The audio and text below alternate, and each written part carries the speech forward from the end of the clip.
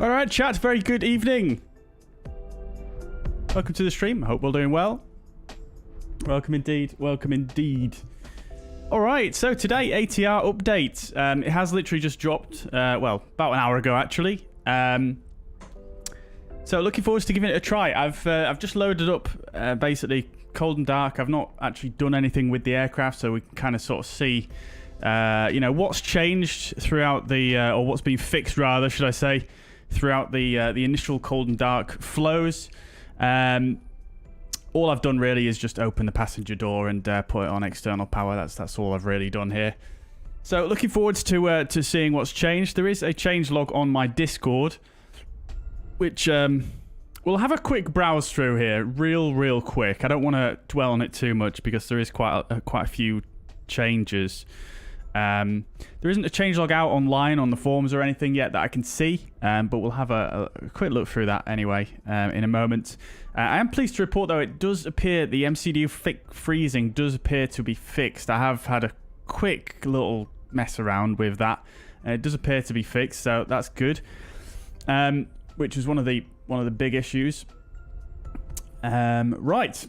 Who have we got in the chats then? So, Intellect, welcome to the chat. Hope you managed to find the updates notes. Okay, Patrick, welcome to the chat. The commentator, welcome indeed. Also, we got it in the end. We did indeed. Let me just, oops. Let me just put my computer on snooze mode because we've got notifications coming in here. Alex Gaming, welcome to the chat. Acelus, welcome indeed. Mariner, welcome indeed. Hope you're doing well. Shuts, welcome to the chat. Oh, look at that badge, Shuts. You've got the new badge. That looks sweet. That looks sweet. Welcome, dude. Virtual Pilot, welcome to the chat. Leon, welcome. Hope you're doing well. Tim, welcome to the chat. Biggles, welcome. Chocktaway, indeed. Welcome indeed. Welcome indeed. What airplane did the pirate fly? ATR. I love it, Mariner. I love it. Good. Right, Captain Ray, welcome to the chat. Yes, got the update from Contact Manager. Yeah. Aviation RHL, welcome to the chat. Hope you're doing well. Welcome indeed, Sasha. Welcome to the chat. No worries at all. No worries at all. Sasha, you enjoy your flight. Shoe Dog, welcome to the chat from Arizona. Very nice. Welcome indeed. Brian, welcome to the chat. Intellect, good evening to you. United One, super. Welcome to the chat. Hope you're doing well. New to the channel, very good. Well, welcome, Deed. I hope you enjoy your time here on the channel. Swedish Sim Pilot, welcome to the chat. Excited to see you fly the PMDG 737 on the next stream. Yeah, I'm excited too. It feels like it's been forever since we flew the PMDG. So yeah, very excited to get back in it and fly that on the next stream. Quizzy, welcome to the chat. Badger, welcome to the chat. Scoregasmic, welcome indeed. Hope you're doing well. Scoregasmic's yet to do a complete flight because you're writing up documentation. Crikey! Oh, that sounds like quite a task. Are you writing it up for the developer or something like that? I know they were actually seriously considering getting someone in from the community to do that. But yeah, really, really cool. Look forward to seeing that when it comes through. Nice work there, Skullgasmic. Smooth Flying, welcome to the chat. Hope you're doing well. 12 months. Keep forgetting to cancel. Oh, well. I mean, I'm not going to complain. I mean, look at that. You waited. You've forgotten so much. You've now got the shiny, shiny badge. Now you just cannot actually... You can't cancel. You just can't. You're the only one with that badge, as far as I'm aware.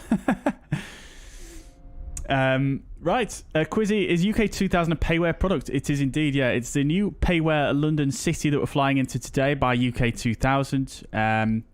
And yeah, it only released last week. And I have had a quick look at it. It's pretty decent. It's obviously updated layout. But there are some shortcomings, which I'll get to later on once we've landed there. Yeah, I mean, if you've got any UK2000 sceneries for Microsoft Flight Simulator as it is, there is, you'll probably be fairly familiar with what the quality is like. So, yeah, we'll look at that later on anyway. But I essentially purchased it, not because I thought it was a good purchase, but because I'm going to be comparing it with the Orbex when it comes out for a video. So, yeah. We'll look at it anyway once we get closer. Once we get there, essentially. Tim Waters, thank you very much for becoming a channel member. Welcome to the silver tier. Thank you very much. That's very kind of you. Enjoy your new badge and your channel custom emotes. Justin Cool, welcome to the chat.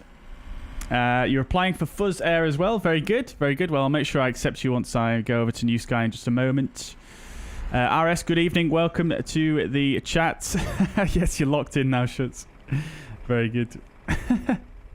Right. How much was EGLC? It was actually quite reasonable on price, Mariner. I think it was about £13, something like that. Not too bad overall, really. Because it is quite a detailed airport, but the quality is probably not quite what we're used to on some other developers. But like I say, we'll come to that once we get there. Manical, dude, welcome to the chat. I'm doing very well. Yeah, how are you doing? It has been a long time indeed. Good to see you again. How have you been? Where have you been even? I hope all is well anyway. And welcome back. Welcome back. Skullgasmic says, I saw York and needs to figure out a way to get documentation done. Not sure how in depth they'll go though. You're right in mind based on the FCOM, FCTM and QH. Very nice. Very nice. Look forward to seeing it, Skullgasmic. The Fuzz Air livery looks really good on the ATR. Oh, thank you very much, dude. I'm glad you think so. To be honest, I'm a little bit undecided about some elements of it, but I do think it looks good enough. Right then, chat. All right. So before we get rocking with the flight today, let's do what we normally do. We'll brief the OFP. We'll have a look at the changelog for the ATR very briefly. Again, there's a lot of points, so I'm not going to just dwell on it too much, but we'll do that, and then we're going to get underway for the flight today. Once again, to recap, we're flying a Fuzz Air scheduled flight from Bristol to London City. We're using the PilotPlus scenery for Bristol and the UK2000 scenery that just released last week for London City. If you've not already grasped that from what I've already said. Cool. Right. So let's have a look at some stuff then, shall we? So over here on the fuzz cord, I've already sort of put some bits on here from the content manager and from the manifest.json, but we'll have a quick look now. So just zooming in very quickly, we've got, as you see, quite a few points here. If you've not seen the changelog yet, here it is. I'm not going to read everything here, but feel free to pause the stream and go through it if you want to. But there's some nice fixes here for some functions in the MCDU, the perf page, and which was a little bit buggy. There's also let's see, come a bit further down here. Let's see. Some of this stuff I didn't come up across, but some of it I did. So I'm just kind of trying to pick out the ones that we've sort of come across on the stream here. Fix pos init selection to set via scratchpad instead of automatically. Interesting change there. Added boost option to electronic checklist as well, which it wasn't in there before, but I don't think that's often used in the real operation, but it is there. Fixed boost option logic, which again, yeah, we did try that in a previous stream, but it didn't really seem to do that much. Let's see.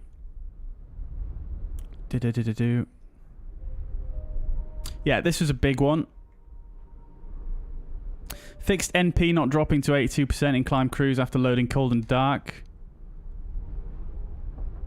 And then having a look at the next section here. So I've cut it off a little bit here, but they've added support for the toggle reverse thrust control event, which should be big for some people that were struggling with getting that configured properly. Missing gust lock off condition to takeoff config test. Yeah, that was missing, so that's now added. That's good. Let's see. Smooth VNAV path calculation. Interested to see how well that works. Let's see what else we've got. Fixed aircraft lifting nose a bit too early. So again, looking forward to seeing how that works, because it almost lifted off every single time on its own. Let's see. Fixed TCAS mode not switched to TCAS standby below 1,000 foot AGR. Didn't know that was a thing, but there we go. That's another nice little fix. Temporarily disabled manual airway entry and redirected to list selection. Manual entry will be reworked and re-added in the next version. So yeah, that was obviously a big thing that was causing the FMS to freeze up. So now you can't actually inadvertently freeze it up by using manual entry. So that is, I mean, that's fine. That's good, I guess. What else we got down here? I've adjusted the quick views. So I mean, I've got my custom views here, but if you're using the default cameras for this, that'll be quite nice. Fixed autopilot not holding the correct altitude when baro is set to standard. Big fix. That's really, really nice. And yeah, bunch of other stuff. Let's see. I don't think there's anything else that's too major that affected us, but fixed autopilot disconnect sound plane in cold and dark state. We have come across that one as well. Fixed document door not opening on the ground. Brilliant.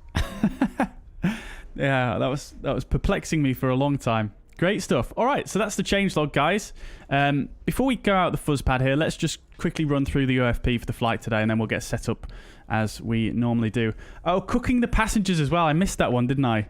I missed that one. But yes, it seems like they've fixed the pressurization air conditioning situation as well, which I missed. You guys probably caught that one.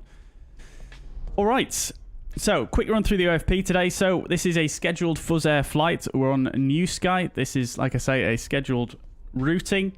We're going to fly Fuzz Air 556 today from Bristol to London City in an ATR 76. We're in the Quebec Reg ATR 72600 for Fuzz Air. Call sign is going to be Fuzzy 556. So, expected off-block time is in half an hour at... oh, have I set up the time? I might have set up the times wrong there, haven't I? I think I've done the times wrong here. Oh no. New Sky is going to absolutely kill me. Okay, never mind. It looks like we're just going to have to roll with it for now. That was supposed to be 1945 Zulu, so I'm not sure how I've managed to do that, but hey-ho. That's done. So it's 1945. So expected off-box time is supposed to be in half an hour. So there we go. 237 miles over the ground. 20 tons is expected for the takeoff weight. 20.3 even. Alternate is Manchester. Cruising flight level 170 and the trip time at 59 minutes. If we need to divert to Manchester from London City, it's 44 minutes on top of that. Block fuel is going to be 1,970 kilograms for the flight today. And expecting 27 here at Bristol on the Halfa 1 X-ray departure.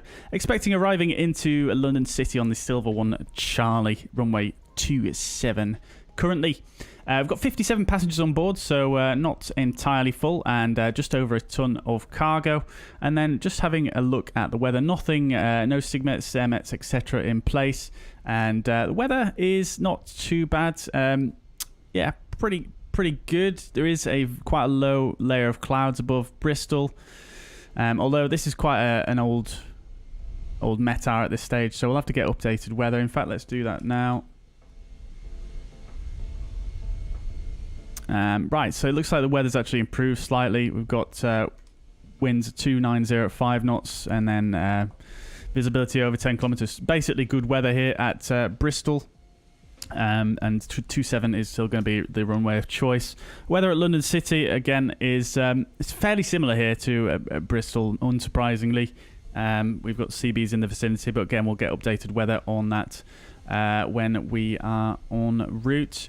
And then have a quick look at the charts. So it's going to take us initially to the northeast, then over to the east, and then up more to the northeast around the north of London, and then over to the east over this little inlet here. I forget what the name of it is, but then we're going to turn in to the west and approach London from the west. So not the super scenic approach coming over the Docklands, which we like to do at London City, but hey-ho, that's what the wind's saying today. And then looking at the significant weather charts, we do have a system here over the UK with some isolated embedded CBs below flight level 100 up to flight levels 300. So that's covering our whole of our routing for today. And then off to the west here, we've got some moderate icing below flight level 100 up to flight level 180, which shouldn't really affect us, but neither will the CBs, to be fair, considering Microsoft Flight Simulator. Turbulence isn't really too, well, yeah, doesn't really affect us too much, does it, in the sim? So, yeah, that's the briefing for today. Let's jump in then and we can get set up and just see how things are in the aircraft. Hey, Manacle, thank you very much for becoming a gold member. Once again, welcome back. Welcome back to the channel. It's good to see you back. Some of you guys don't know in the chat, Manacle is one of the OGs here on YouTube. When I first started streaming on YouTube, sort of over any other platform, Manacle was one of the OG viewers here in the chat. So welcome back, dude, and thank you very much for your generosity. Daz, welcome to the chat. Roy, welcome to the chat, and David, it's the Thames Estuary. That's it. Of course it is. How could I forget? Right, okie dokes then. Speedbird, welcome to the chat. Also, I'm going to turn the music off so that we can sort of hear things as we get set up here. So, let's jump in then. We're already here. We've already done the briefing, which we normally do from in the back here. So, let's just go ahead and jump on down into the flight deck here then, shall we? Right, so we're cold and dark. As you can see, we've got the ground power, wheel chocks, and then the tailprop main door open. Initial look around the cockpit is, I mean, everything looks the same. Nothing really too much that's changed in here, really. Except for, let's check out the document door. Does that work properly now? Oh, it does. It's beautiful. It's beautiful. Fantastic. Good. So I can pass my secret love notes to the handler through the thing now then. Have they fixed it yet, though? Have they changed it so the oxygen masks only work when the oxygen supply is on? No, they haven't. Okay, never mind. Right. So let's get set up then for the flight. I'm not going to dwell on things too much. We're just going to kind of get set up as normal here, and we'll take it from there. I don't think we've got any controllers on here at Bristol right now. Oh, we've got London Centre on, so they probably will want to speak to us, but we'll worry about that in a short while here. So let's get set up for the flight today. Yeah, let's get cracking, shall we? So we'll get the batteries on initially. MFC 1 and 2A, 1 and 2B, all good.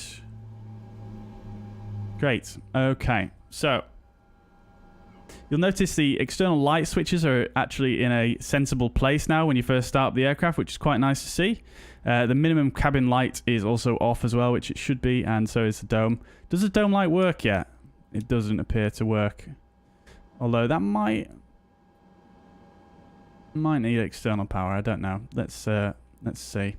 So, checking everything here, all looks good. We're not going to run through all the tests and stuff today here, chats.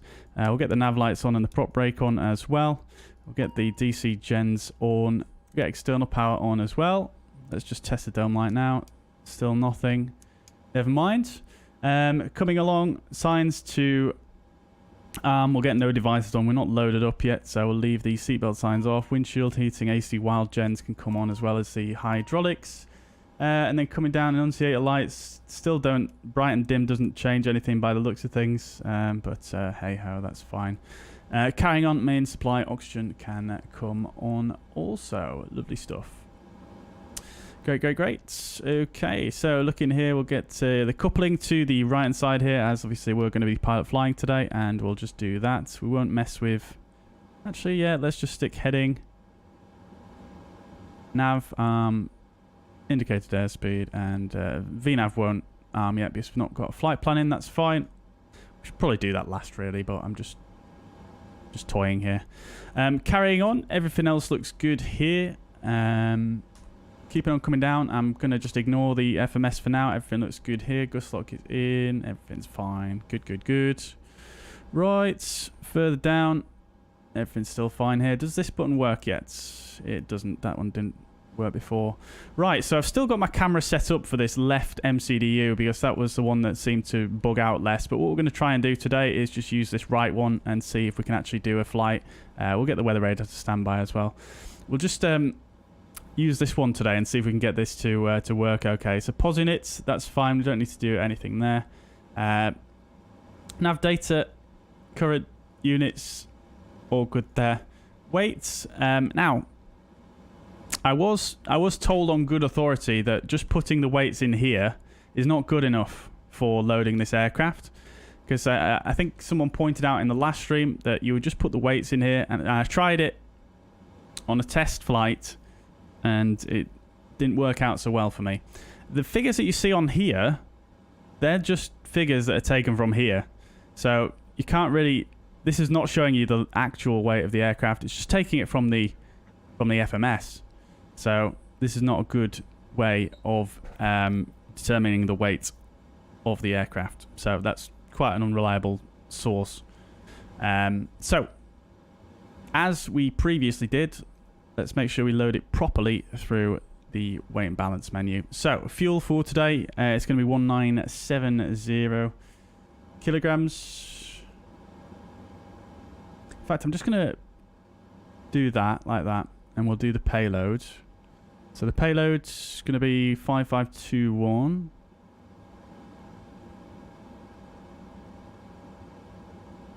$5570 will do it, and then we'll go ahead and just call the refueling.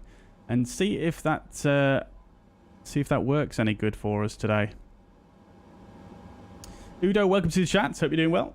Did they fix the armrest animations? The screw's not used to animate. Crikey, I've not even noticed that, to be honest. Let's have a look. Oh, no. I'd never noticed that, actually, but no, they haven't fixed that. I suppose that's a relatively minor thing in the grand scheme of things, isn't it? Right. QNH is 1010. I have noticed as well, I just did a quick test before the stream. If you have the altimeters synced and you're flying from the right side here, this one still doesn't work properly when you are wanting to come out of standard, but hey, we'll just have to set them both manually, which is not a big deal. Does this one work yet? This one doesn't work yet. Right, so let's put block fuel from SimBrief. See if that works.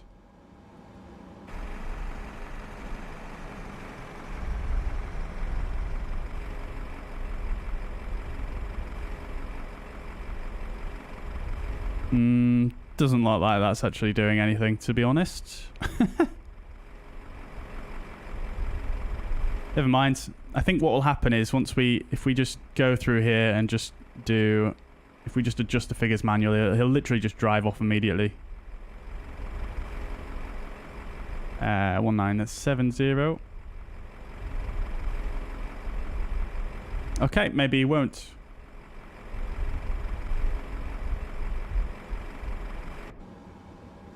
We'll open the service door for the catering.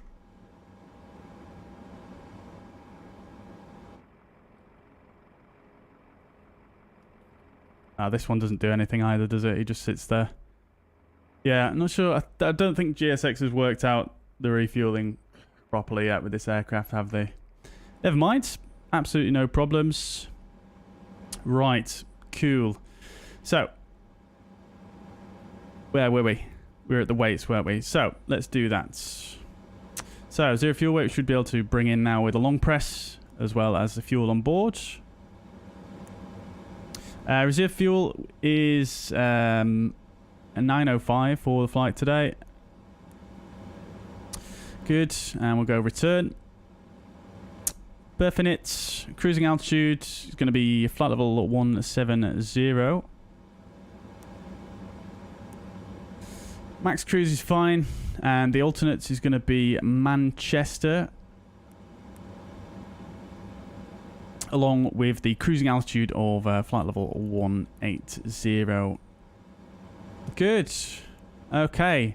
I think they fixed that as well. Sometimes when you went to perfing it and press return from this initial page, sometimes it would kick you, it would send you into a different page. I can't remember which one, but it seems like they might have fixed that one as well. Love to see it. And then we're going to go from EGGD to EGLC. And we're going to be Foxtrot Uniform Zulu 556. Execute that. Excuse me. We're expecting 27 here on the Hoffer 1 X-ray. Good. Let's see if they fix this temporary flight plan as well. It used to show loads of random waypoints, but let's see if we can do it without pressing execute. And then from Hoffer, we're going to go airway Lima 607 to Nuchu.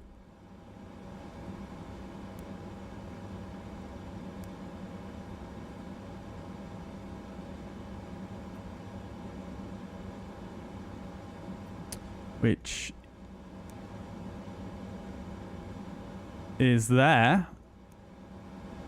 And then from Nuchu, we're going to go direct to Kennet.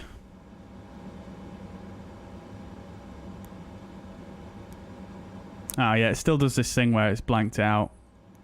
I feel like that's probably not correct, but let's just press execute so we can see what we're doing. From Nuchu, we're going to go Kennet. And then from Kennet, we're going to go to Silver direct. And then that is Silver North 515 West 001. There we go. Silver, and then we're going to use the Silver 1 Charlie on ILS 27. Silver 1 Charlie, and then for the transition, that is a very good question. It's going to be Jacko, which is not there. Oh, sorry, Lav 1 Juliet is what we want. Good. Okay, so I'll just check the departure.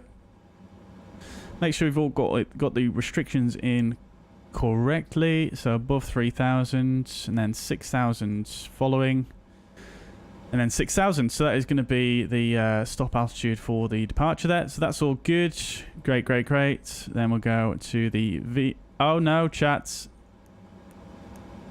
Yeah, it's broken. Broken on this side, but it should still work on this side, fortunately. So we'll go to the VNAV page, and we'll select our stop altitude of 6,000.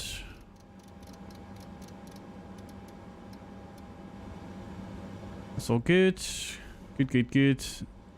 Not sure if this is going to work. We'll try that when we're in flight.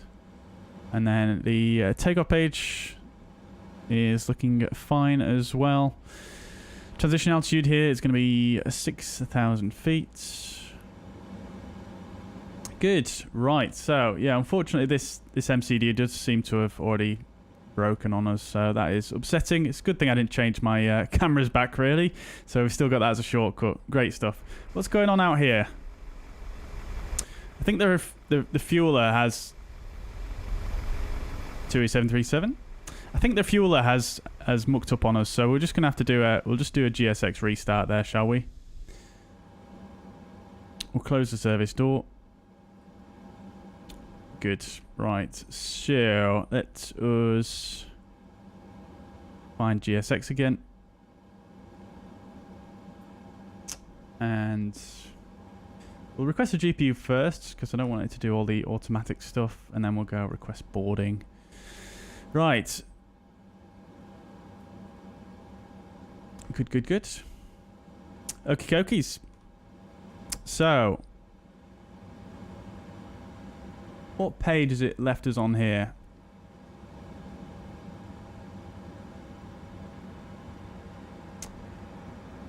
Don't want the crew. Crew are already on board. Right, final cockpit preparation. Parking brake is engaged. Altimeters are set and checked. Landing elevation is checked. FMS comm nav. We haven't actually done our nav radios, have we? But we'll come back to that in just a moment. Fuel quantity, fuel on board is checked. Fuel used is reset. Memo panel is checked. All expected. And power management is in takeoff. Final cockpit preparation checklist complete. Good. Okay, and they've actually fixed this as well. You see this ordering of the faults here, chat. So what the real aircraft should do is it should put the orange faults below any pending checklists, like it has done here. Before, it was the other way around, so that is really, really nice to see. And we can go ahead and just clear everything there. And procedure pending, that wasn't there before either, which is very, very nice to see. Good, good, good. Fantastic. Great stuff. All right, so I'm just going to put in a few nav aids for the departure. So it's climb straight ahead to cross 4.5 Addon, which is the ILS. So I'll put that on nav 11015. So we're using that for DME, and then we'll use the Honolulu VOR 11365. And the inbound course of 217 degrees. Sorry, that's the radial. Inbound course is 037. So we'll come up here, and I'm just going to set it on using this right here, and we'll go 237, and we'll see if this actually works. 037, sorry. This time, before it used to. I'm not sure what triggered it, but it seemed to just clear out any radials that you put in.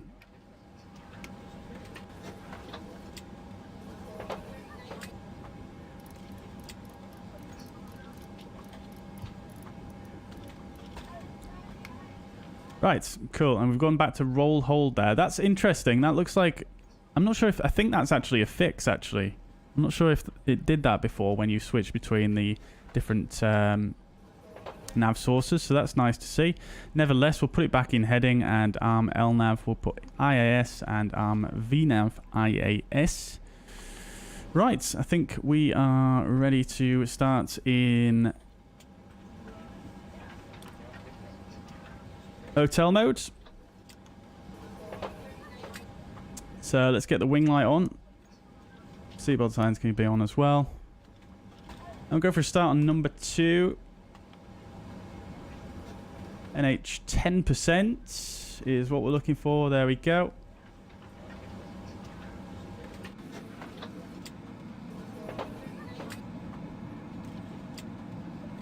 There she blows.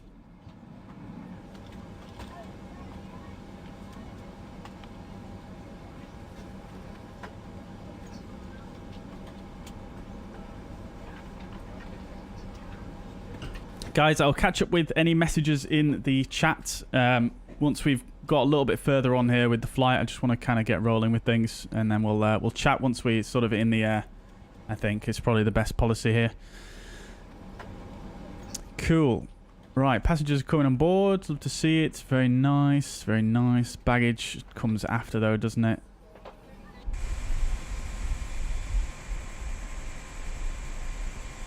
Right, let's look at getting a clearance then, shall we? Because we are in controlled airspace at the moment.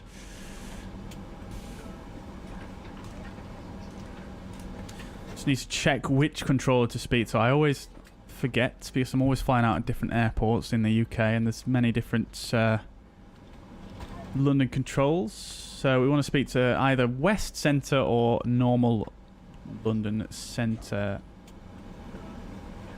Ah, okay. So, so the controller that would actually control us, not actually online, so we don't actually need to speak to anyone,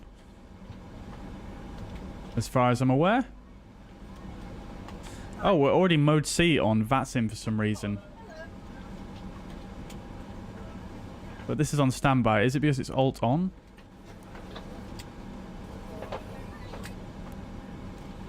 Yeah, that's... It seems to be it seems to be squawk mode Charlie when you first load into the aircraft on VATSIM. That's interesting.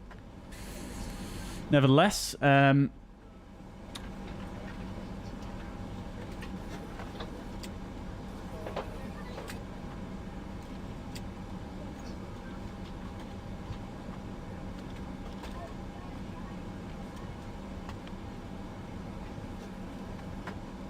okay, cool. So we don't need to contact anyone for clearance then, chat. We will probably get a contact me though once we get up in the air, after some small amount of flights. All right. Well, whilst we wait for the passengers to board, then let's just finish up here. We'll get this and this, and this and this, like so. It's good. We'll come here, get this guy on as well. Love that. Let's just make sure we're on the correct format here. Good. Right. Gonna just come over here real quick and we'll just do a quick whiz through on plan mode. This looks a little bit funky.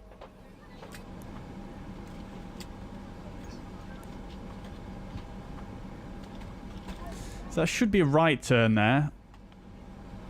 Be interested to see what it does. I think I'll probably just fly that manually. I'll probably just fly that right turn manually, and I'll just monitor what the flight directors do there, because that looks a little bit odd. But it is written correctly, but it just looks a little bit odd to me. And then over there, Kennett, we have a disco. That's expected. And then coming on to the arrival, that all looks good. Godlu, and then, yeah, that all looks as expected. And onto the ILS. Right, lovely. So, all the passengers are on board now.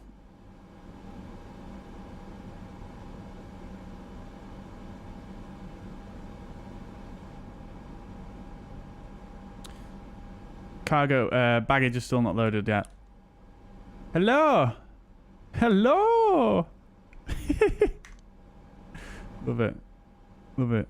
Right. Okay then, chat. So, we'll just wait for the baggage to come on. And then we're pretty much good to go. Then we'll do the full propeller rotation checklist. Oh, yes! Yeah, buddy! We've got another Fuzz Air ATR here with us. Quite busy here. Some of these are static, though.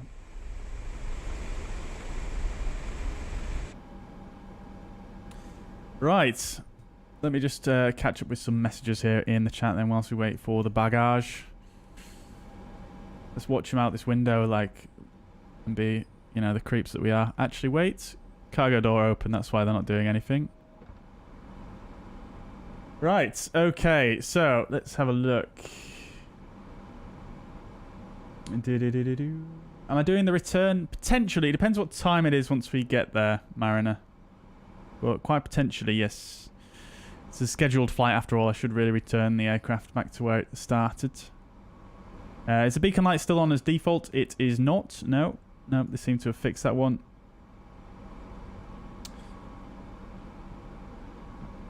Dome light only lights your lap center console. I think it only really works when it's that. Oh, really? Right. Okay. I thought that was a different one. I thought that was this one that did the center console. See?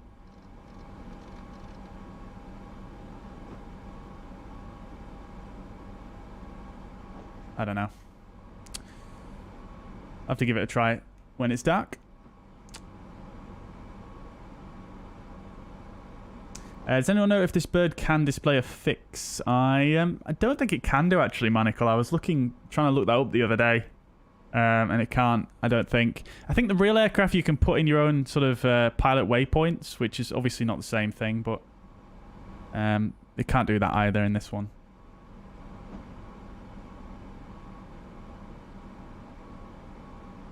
Tablet now has a cellular option, does it? Let's have a look. 4G, 5G. Whereabouts are you looking there? Is it this? I think that was there before, actually. Not sure. I can't remember. Have they implemented SimBrief? No, they haven't. No, Badger.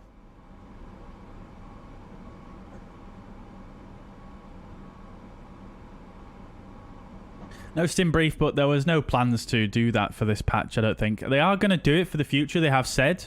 But I think for this patch, it was more focused on getting some of the key, bugs that were in place fixed before they were able to, before they're able to do SimBrief, essentially.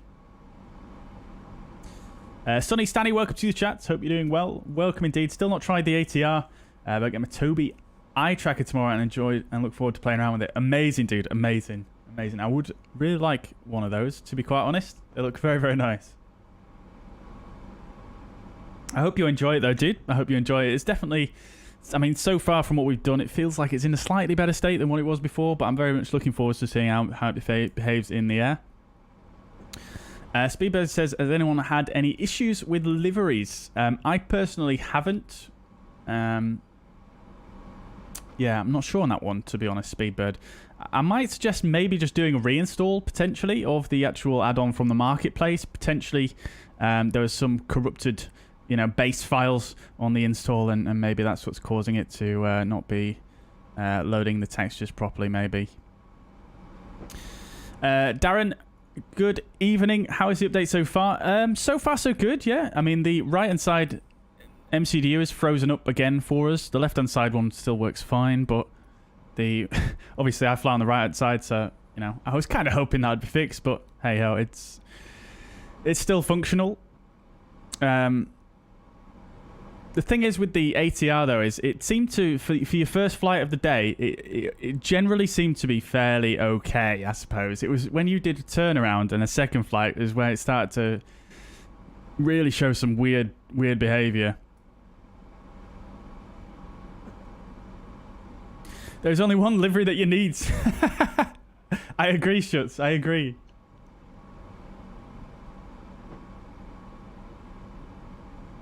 But yeah, the other ones that I've tried are okay as well. I've tried the Air New Zealand and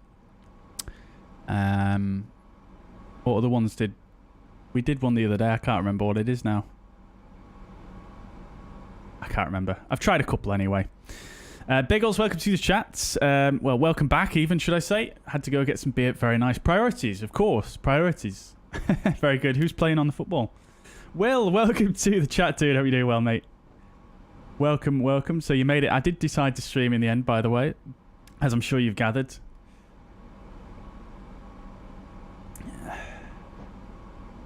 It's interesting to...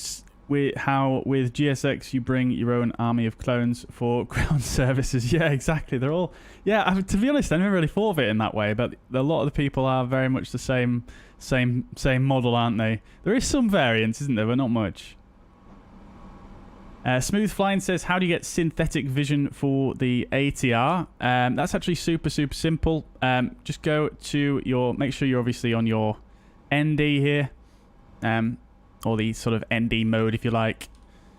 Then go to Nav, I think, and then PFD SVS there. Click on that, and then you can turn it on there, and there you go.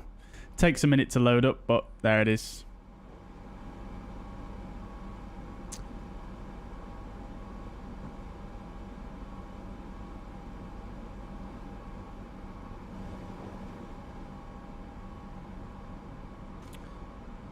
Patiently waiting for this guy to give us our load sheet. Mark says it's been updated. It has indeed. It has indeed. SimBrief downloader works. Yes, of course, SimBrief downloader works. Yeah, but I think when people refer to SimBrief, they're talking about a direct uplink from SimBrief. I think I may be wrong, but that does work. But welcome back, Gadget FPV. It's also been a long time since I've seen yourself in the chat. Welcome back. Hope you're doing well.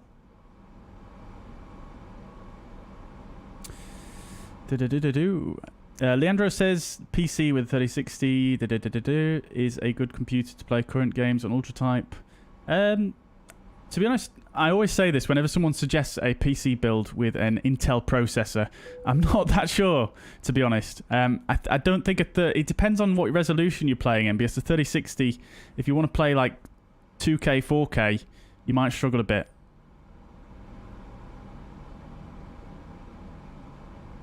Might struggle to get ultra, that is. Manchester versus Real Madrid, very good. I bet that'll be a pretty spicy game. Real Madrid have just scored. Very nice, very nice. I don't support either of them, so that's fine with me. Dan Vosa, welcome to the chat. How do I have the airport map? I suppose you mean this thing right here. So it's basically just the it's another view you can get here on the MFD. So you've got the ND sort of style view, you've got the system view, you've got the perf page, and then you've got the airport data. So you can get to that two ways. You can use this little panel down here.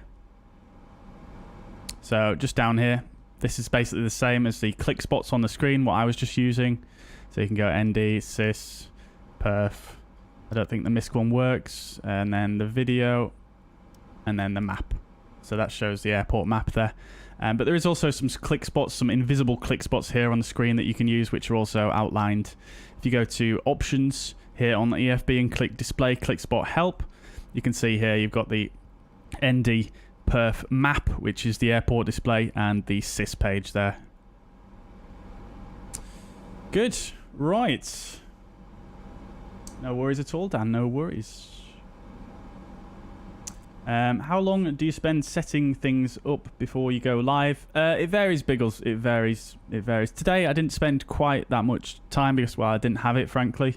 But sometimes I spend more. It depends, really, on what I'm doing.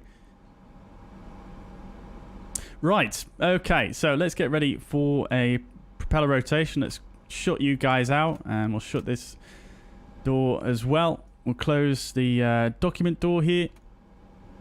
And we'll get ready for propeller rotation. So,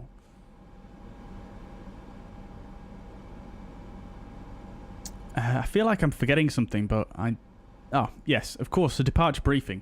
So let's do that real quick, and then we'll get underway. So, we're currently on the ground here at Bristol. Let's just get the appropriate charts here. Airport elevation here at Bristol, 622 feet. And just a quick look at the taxi out initially. I feel like there's cat walking behind me, casting shadows. So we're currently here at stand 3. Are we at 3.6?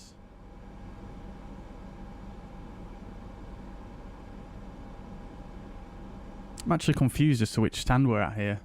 Let me just check in the sim. We're at stand 3.0. Okay. That would have been the simple option, wouldn't it? Yeah, so we're currently here at stand 3.0. So we're going to push back facing to the south. That's all we can do, really. And then we're departing runway 27, which is down here, of course. So we'll taxi along the apron here. And then on to Zulu, following Zulu all the way down. And we'll take... we'll go via Alpha X-ray, runway 27. And then... we are going to departing from runway 27. Laser light display 10.5 miles, 10.5 nautical miles west southwest of the airport. Laser light display, interesting. Be good if they actually modelled that in, wouldn't it? But they obviously haven't. Right, so we are going to be departing on the Horfa 1 X-ray departure. This is the 10-3 Bravo chart. Transition altitude is 6,000, which we've already checked. It includes noise preferential routes. A lot of this stuff won't apply to us necessarily because we are on Unicom at the moment. No controllers covering this area. Let's just double check that, shall we? Nope, nobody. Still, we need London West or just London Centre without the C in the middle there. So that's fine. So, Hawthorne 1 X-ray, initially climbing straight ahead to 4.5 IBON, which is the lock DME here, which we've got tuned on nav 1. At that point, we want to be above altitude 3000, below altitude 6000. We're then going to take a right turn to the 087 track, inbound to intercept the 217 radial from the Honolulu VOR, which is also the 037 inbound course. At which point we want to be at a required altitude of 6,000 feet, and then continuing on that radial out to Hawthorne, which again is a required altitude of 6,000 feet. Now, because we are on Unicom, but we're probably going to be going into controlled airspace, I'm going to fly this SID as per these restrictions here, just because I'm anticipating we'll probably get a contact me somewhere around here, so we'll have a word with the controller at that point. Good. So that is a departure. Nothing really too crazy to worry about. All we just need to worry about really is how it's actually being coded in the FMS. It looks like it's kind of got a bit of a funky squiggle going on here. So I may just have to fly this bit manually and see how things go there. Right. So that's that. Weather is good. Nothing else to worry about really. Right. Okay. And then just one thing. Let me just check here real quick.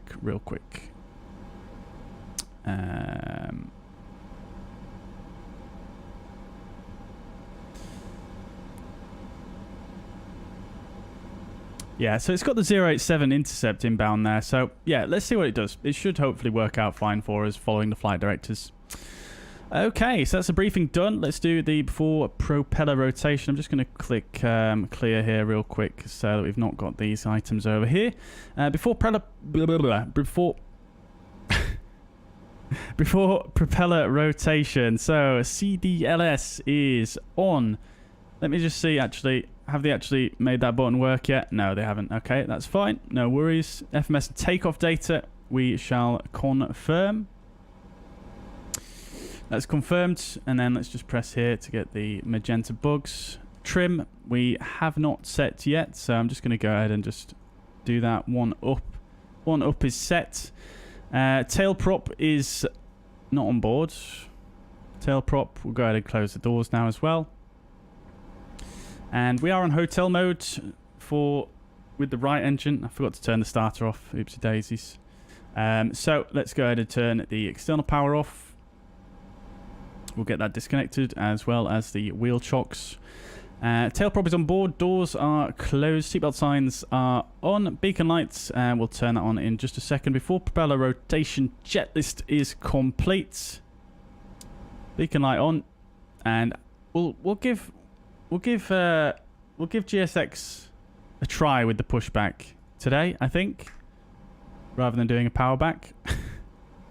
So we'll give that a try. Cool. So we'll go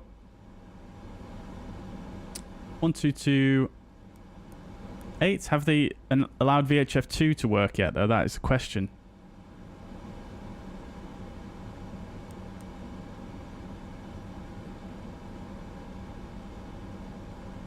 Let's just see if it works.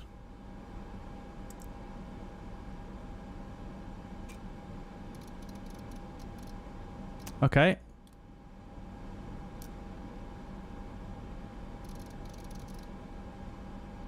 I can receive on that, but I can't transmit on it. And I can't seem to turn it off receiving now either. Just looking at the VATSPy.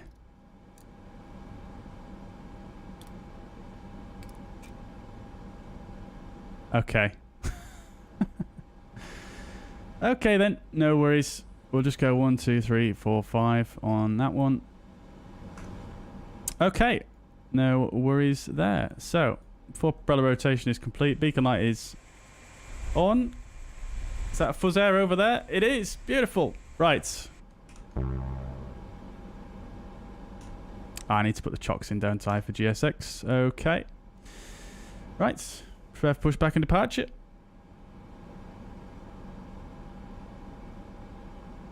Pushback with engines works, but take it easy. Yeah, for a power back, yeah, we've done a few of those.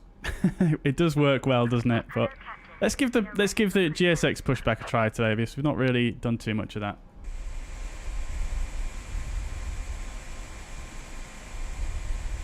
MPS, welcome to the chat though. I hope you're doing well. Welcome indeed. Is the patch out? It is indeed.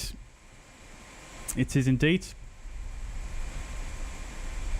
My ATR will not load any luggage. Try resetting the profile to default in GSX, because they recently added support for it in GSX, and if you've used a profile from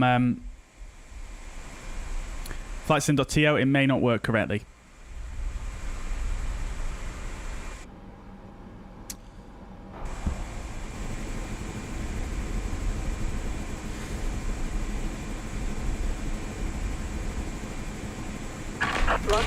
Bristol traffic, fuzzy 556, stand 30, pushing back, runway 27, Bristol traffic.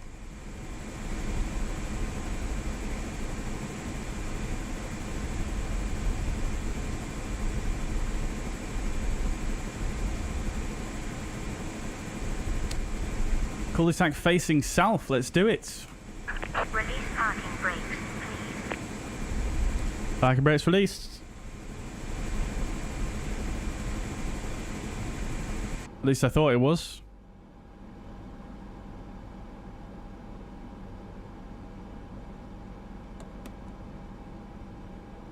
Oh.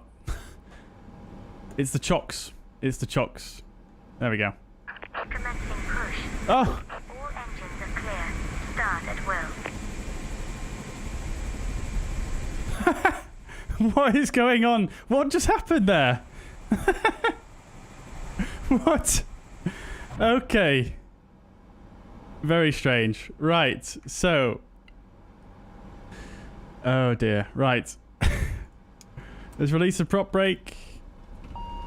Oh, okay. Yeah, that's what GSX does. It does this weird thing, doesn't it? With the MP not going up properly when you use GSX pushback. That was it. Okay. Where is it taking me here?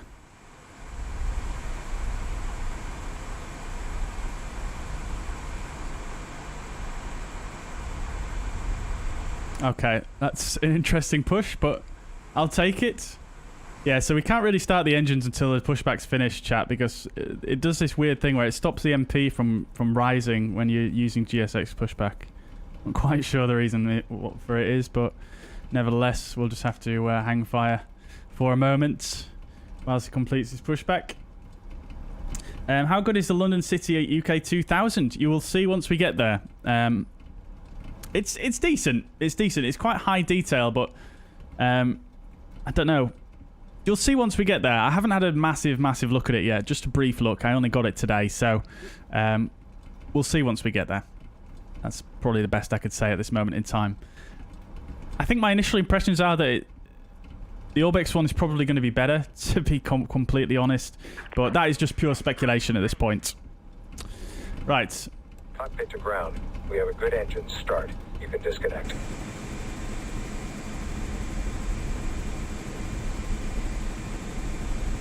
Once this guy's disconnected, then we can actually start the engines.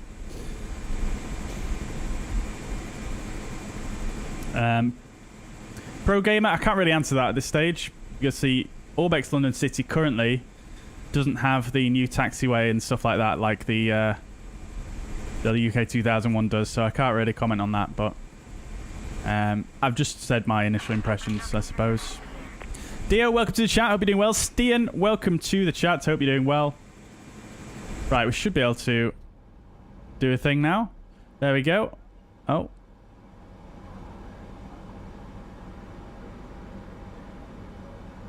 Tow truck disconnected. Bypass pin removed. I feel like the NP should be coming up higher than this. Left is clear. But I thought it was about 14.8 or something like that. But let's do that. See if it springs to life. Single channel. Low pitch. Okay. I mean, it seems to be working fine.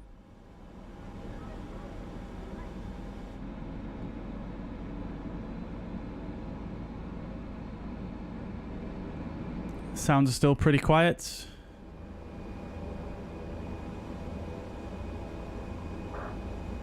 Right, alright. Okie dokies. That is stable. Let's go for a number 1 start. So pump on. Number 1 starts. NH 10%. There it is.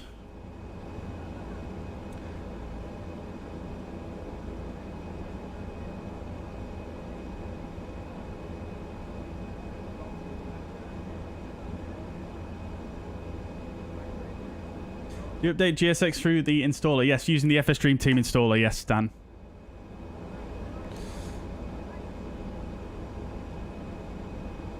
Oh, it looks like the NP figures have been slightly tweaked. I'm sure this was stabilizing before about 14.8 or 15.2 or something like that. I might be remembering that wrong, but I'm fairly certain that was it. But hey, there we go. Single channel.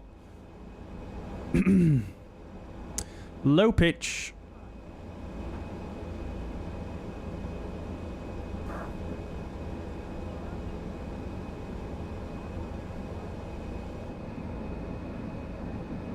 Looks like a lovely sunset departure here in Bristol.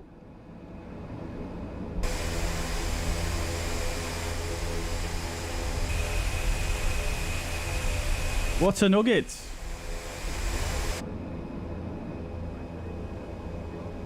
Right, grand.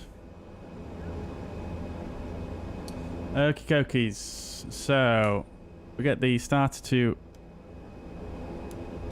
off. And let's do our after start flows here. So everything that's good there. Logo light we'll put on as it's getting a bit dim here. Don't need to have the wing light on now. Everything else looks good.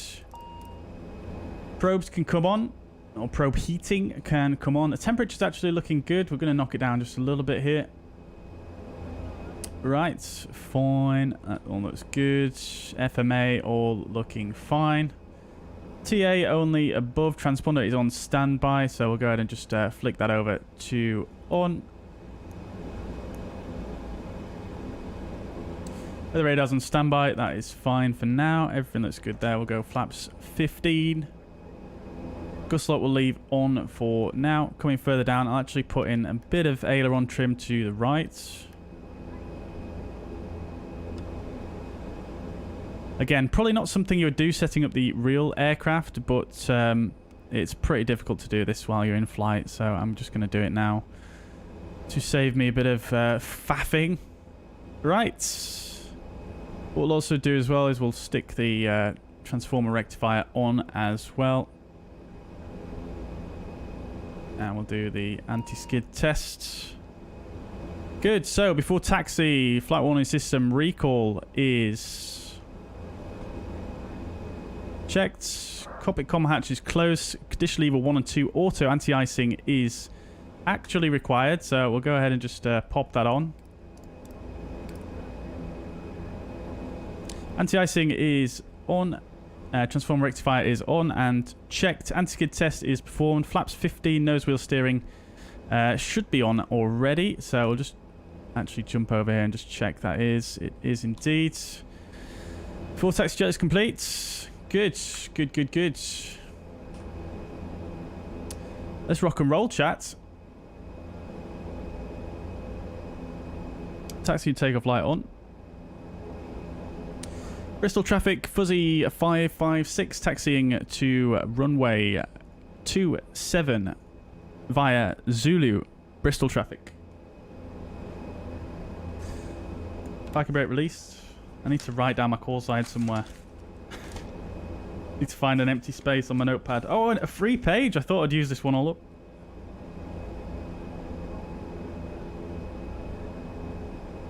Good.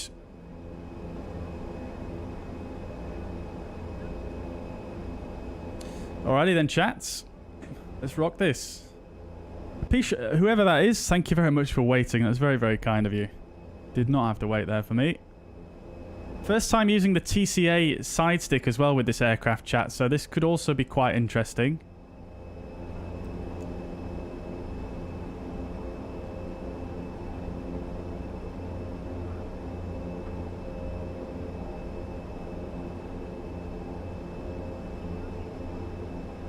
Oh, Nose wheel not wanting to turn too much there.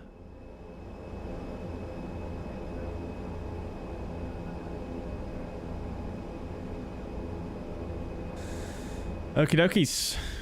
Right. Taxi checklist. Taxi and takeoff lights are on. Brakes are checked. FGCP FMA is set and checked. Takeoff config test. There we go. There's a config warning for the gust lock. Takeoff config test once again. Takeoff config okay. Lovely. I don't think that was there before either. See how it says takeoff config test okay. I'm sure that wasn't there before, unless I'm just tripping. Let's just get back on the taxiway here, shall we?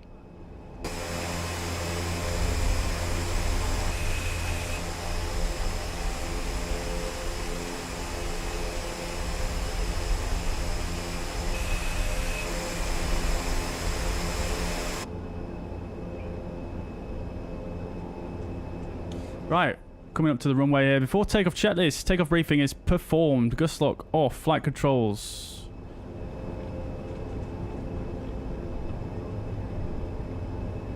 Not going to do a full rudder deflection here on the ground, but they are indeed checked.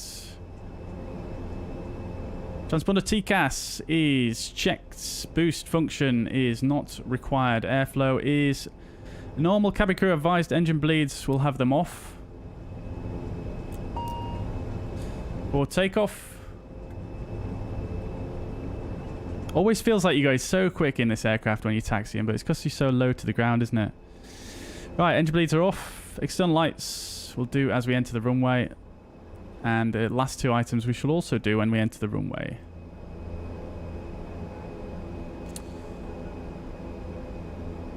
Cool. We can clear this off. We don't need that, as it's just warning us because we turned the bleeds off.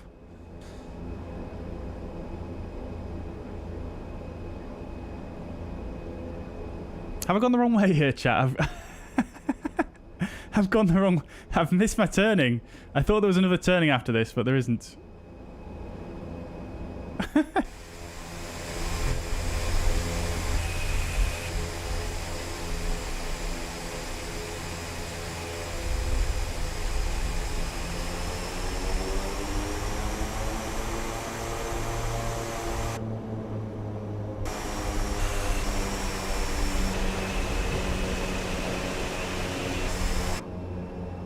Oopsie daisies.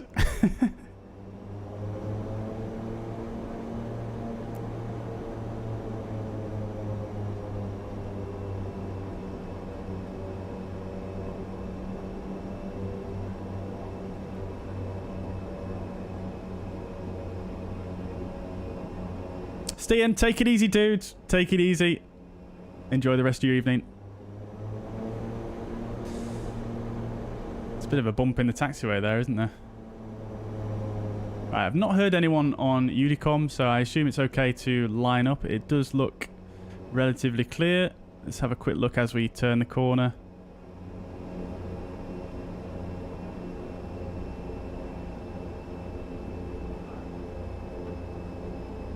Okay. Bristol traffic fuzzy 556 via Alpha X-ray lining up runway 27. Bristol traffic.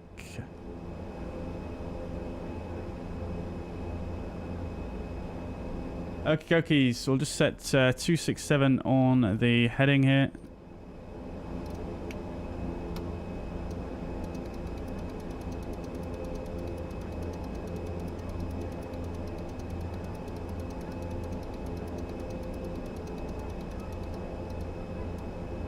Get the strobe lights on. And we're clear for takeoff, so we'll get the landing lights on as well.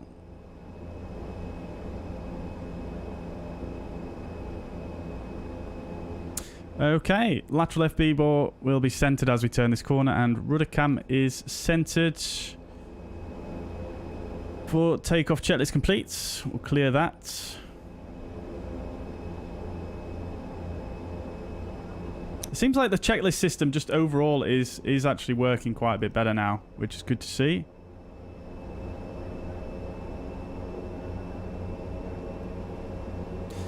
Bristol traffic, fuzzy 556, taking off runway 27. Bristol traffic. Right, so I'm not going to hold down on the control stick all of the way for the departure here, chat. I'm going to bring pressure off once we get to 100 knots, and we'll see if it lifts off on its own.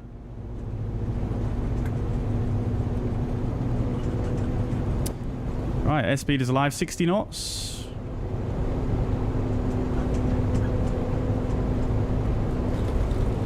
Releasing the pressure now. 100 knots. V1. Rotates. Yeah, that's much better, chat.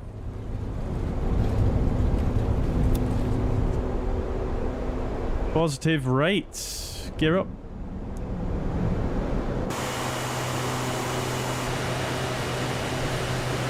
Oh, look at that sunset, though. Come on now. Right, your damper is on.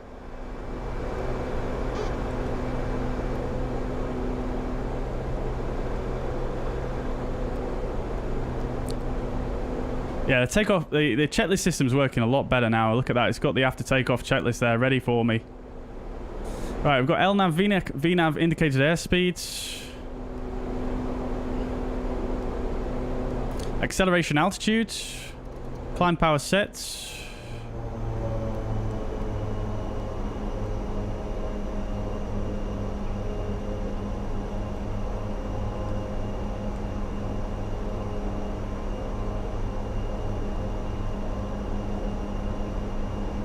Oh, my right quick... Okay, there we go. Oof.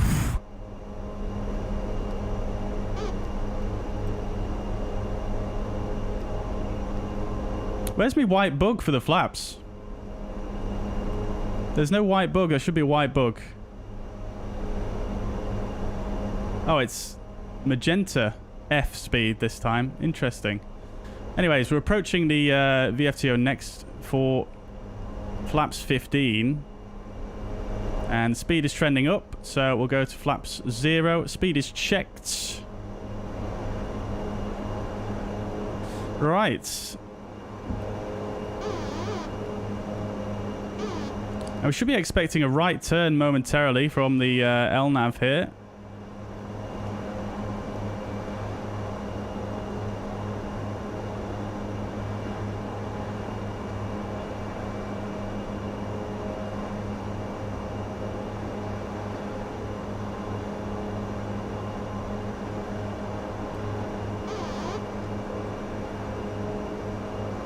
Okay, it's giving us a left turn. Very interesting.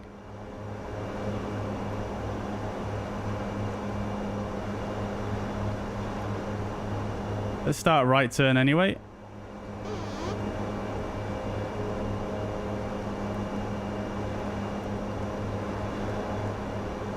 Right, after takeoff checklist. Landing gear is up. Flaps 0. Power management is climb and checked. Engine bleeds. Don't want to forget those. Engine bleeds are on. Taxi takeoff lights are off. Altimeter set and checked.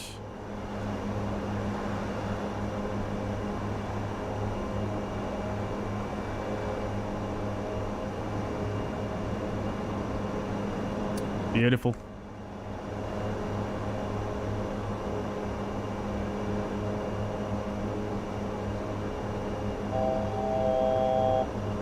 $1,000 to go. Let me just refer back to my chart here. Yeah, very strange what it did with the old LNAV there. Nevertheless, coming up to the level off here. Alt start.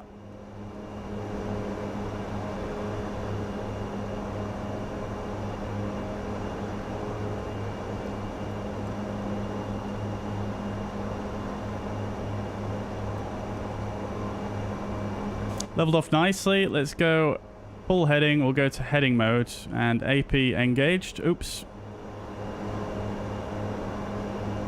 Thought the flight directors were probably going to center a little bit quicker than that, but hey ho. Right, so we'll go back to LNAV now as it's sequenced.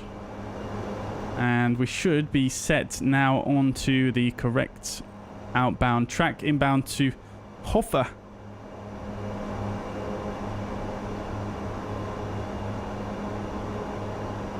Lovely. Right, so we'll continue flying outbound at 6,000 feet till we get to Hoffer again, because we may get a contact me at some point in the near future.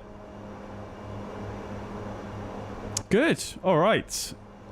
Taxi and takeoff lights are off. Transponders, altimeters will leave at a local altimeter as we're not climbing above the transition altitude just yet. Keep an eye on that speed as well.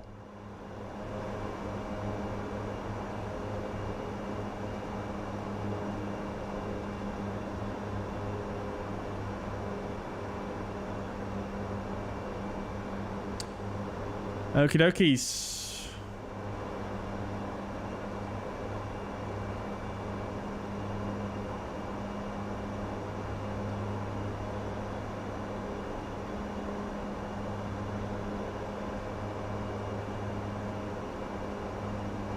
Lovely. Nice little departure there.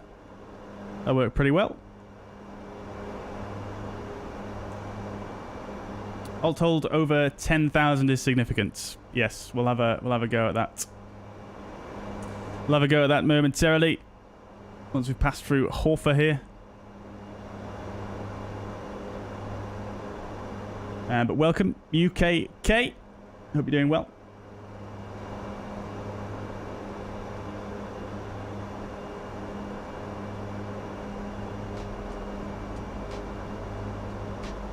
Francis, welcome to the chat. Hope you're doing well. Right, here we come. Inbound to Hoffer.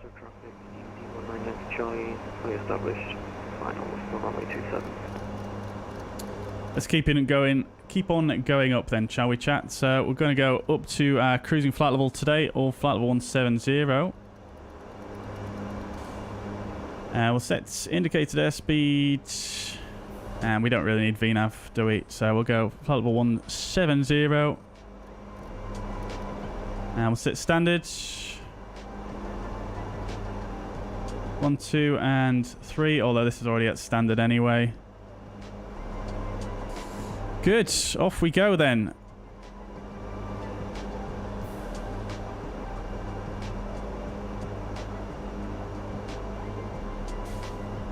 Beautiful views.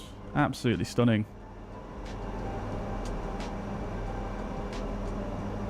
Right then. Okay, dokes. Mark BC says, just read the changelog, doesn't seem like much of significance has changed. I mean, it's mainly just bug fixes, Mark, because there were quite a few nasty little bugs in there. And it seems like, at least to the experience that we've had so far, that some of the major bugs have been a little bit ironed out, although we haven't really fully tested them all yet. But there was I don't think there was any expectation for there to be any big changes. It's really just fixing things that were wrong with it, rather than adding or, you know, changing feature sets.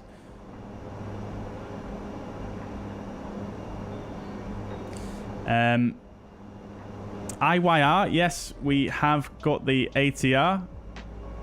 Yep.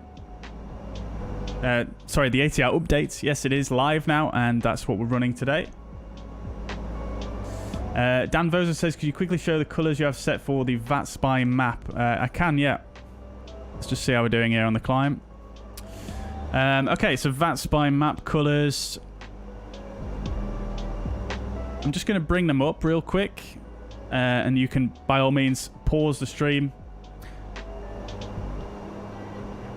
They're the colours. Feel free to just pause the stream or screenshot that or do whatever you want to do.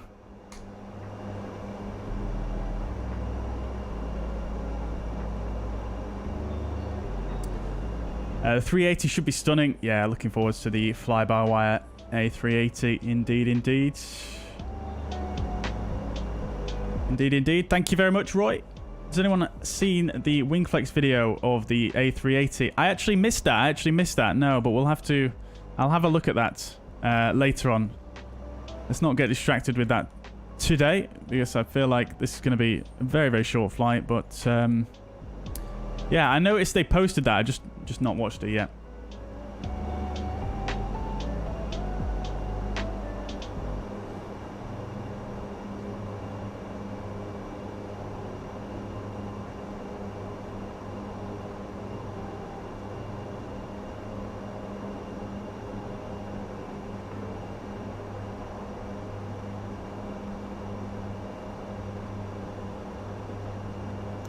Loading up right now, says Mark. Hope they fix the thrust modes. Yeah, that was one of the fixes in there.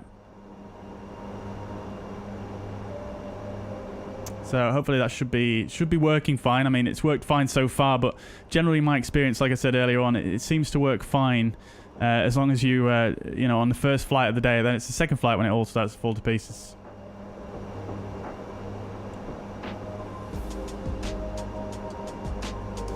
Crikey, 93 people in here. Holy moly. Welcome, everybody. Hope you're all enjoying the stream today. If you are enjoying the stream so far, please do consider hitting the thumbs up button. I can see there's 43 likes, but there's only 43 likes, but 94 viewers, so we can definitely at least double that like count. So if you're enjoying these sunset views, if you're enjoying the ATR stream today, and anything else, please do consider hitting the thumbs up button. It does really help out the stream. That's why we streamers say this all the time. Right, flight level 100.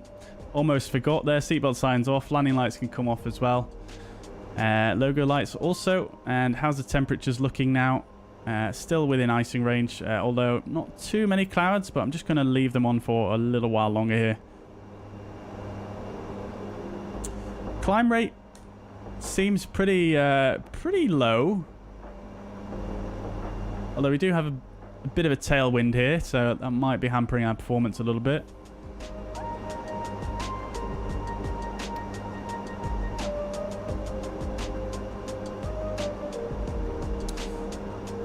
I always forget the weather radar does sort of actually working this, so let's stick that on as well.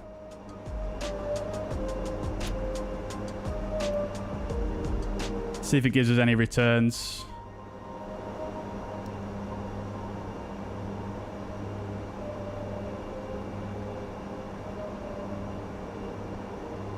Although we're probably above most of the weather now. Oh, beautiful. That is nice, isn't it, chat? Cheeky little rainbow.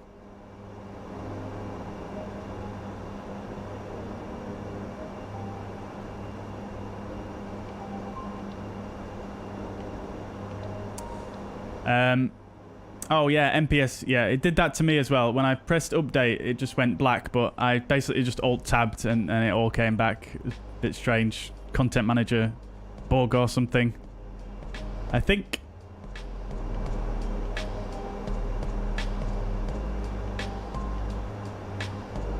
Right, let's have a quick look at the progress page. Let's see how that looks. Because there were some bugs with this before, but let's see how that looks as we go along here.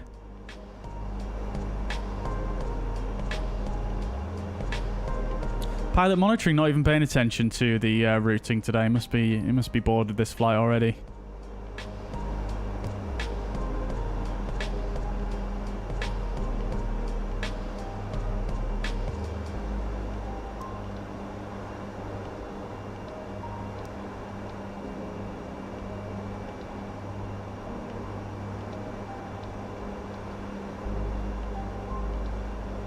Lovely. Right. So far, so good, chat. So far, so good. Microsoft Flight Sim weather is so nice. It is indeed, isn't it? Look at that. Oof, that is some serious saturation there.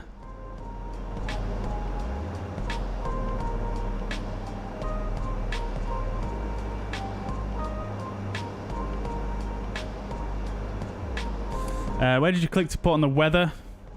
Just turn the weather radar on here. Put it in WX. I don't believe the ground map works. And then obviously the test function works as well. Tilt doesn't work, so there's no point messing with that. Neither does the gain as well, as far as I'm aware. But yeah, put it in WX there, and then just make sure when you are on your ND here. It is on by default, the weather display, but if it's not, you can go nav, ND overlay, and then make sure you've got WX pressed here rather than terrain.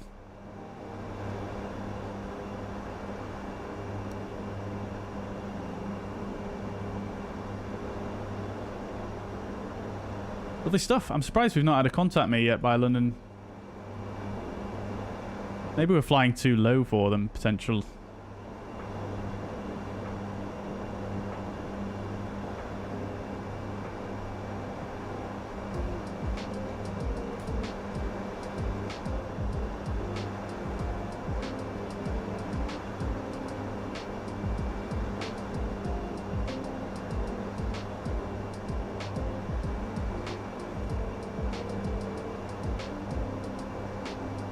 Oh, there's a new website here. VAT glasses.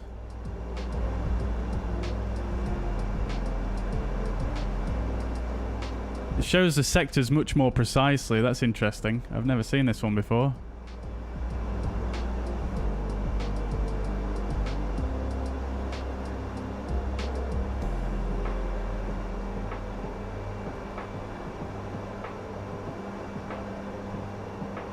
Cool.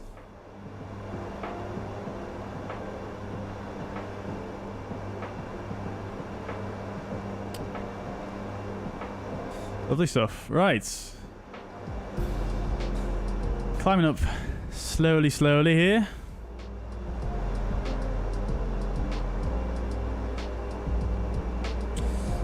Temperature now outside of icing. We'll go ahead and stick those off. Temperature's still looking good, so I'd love to see that.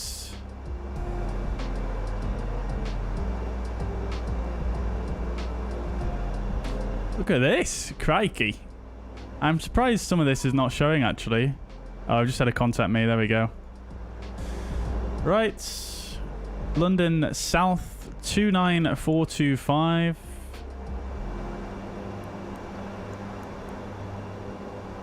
Flight level 90.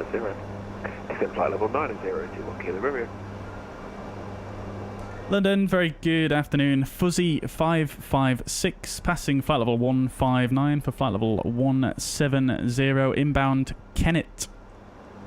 Fuzzy 556, landing control, Squawker 03 and 04, and it'll be radar vectors to the island approach runway 27. Squawk 0304, radar vectors runway 27, Fuzzy 556, thank you.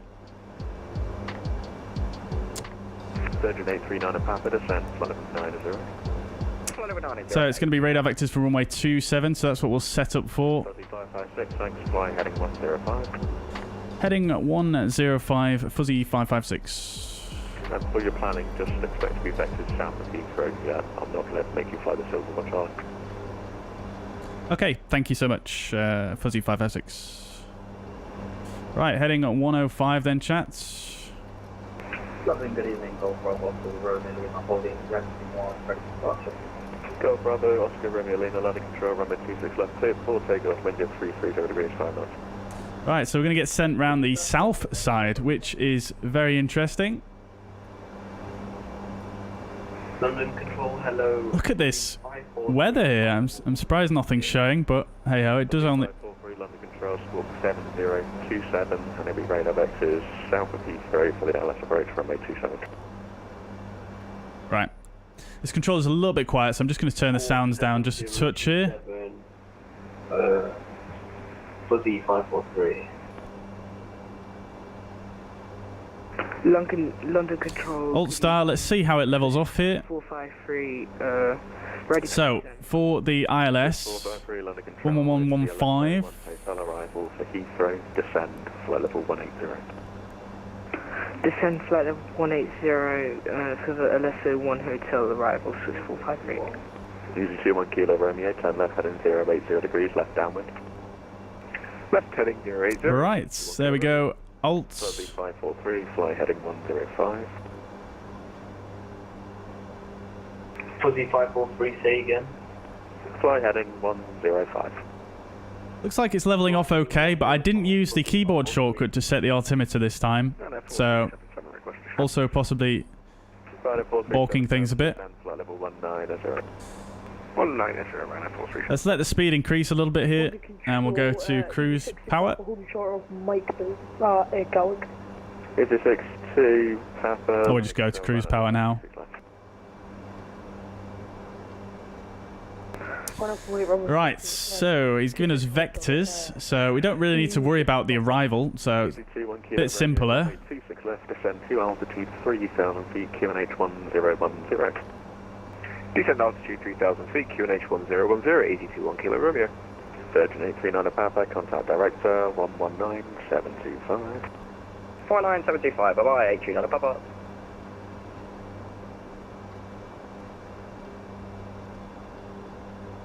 Okay, so what we'll do then is we'll set up a direct, because we're going to be on vectors from this point. Sierra Wings 887, Control, Golf Papa, Lima, Sierra, local. Eurowings 887, descend flight level 150, level 20. We'll set up. Descend flight level 150, Eurowings. Golf off Bravo Oscar Romeo Lima, report your passing altitude, climb now, flight level 130. Crossing 4,800 up to flight level 130. Roger. Foiling 8129, Unicom 122. We'll set up Lavno. 122, you have a great night, bye bye, Willing 1 to manor. Ryder 4377, it's Unicom 122.18, cover on. Unicom. With an inbound course of 092. Want to control you 62 Papa, wind up Brahma 265. Roger.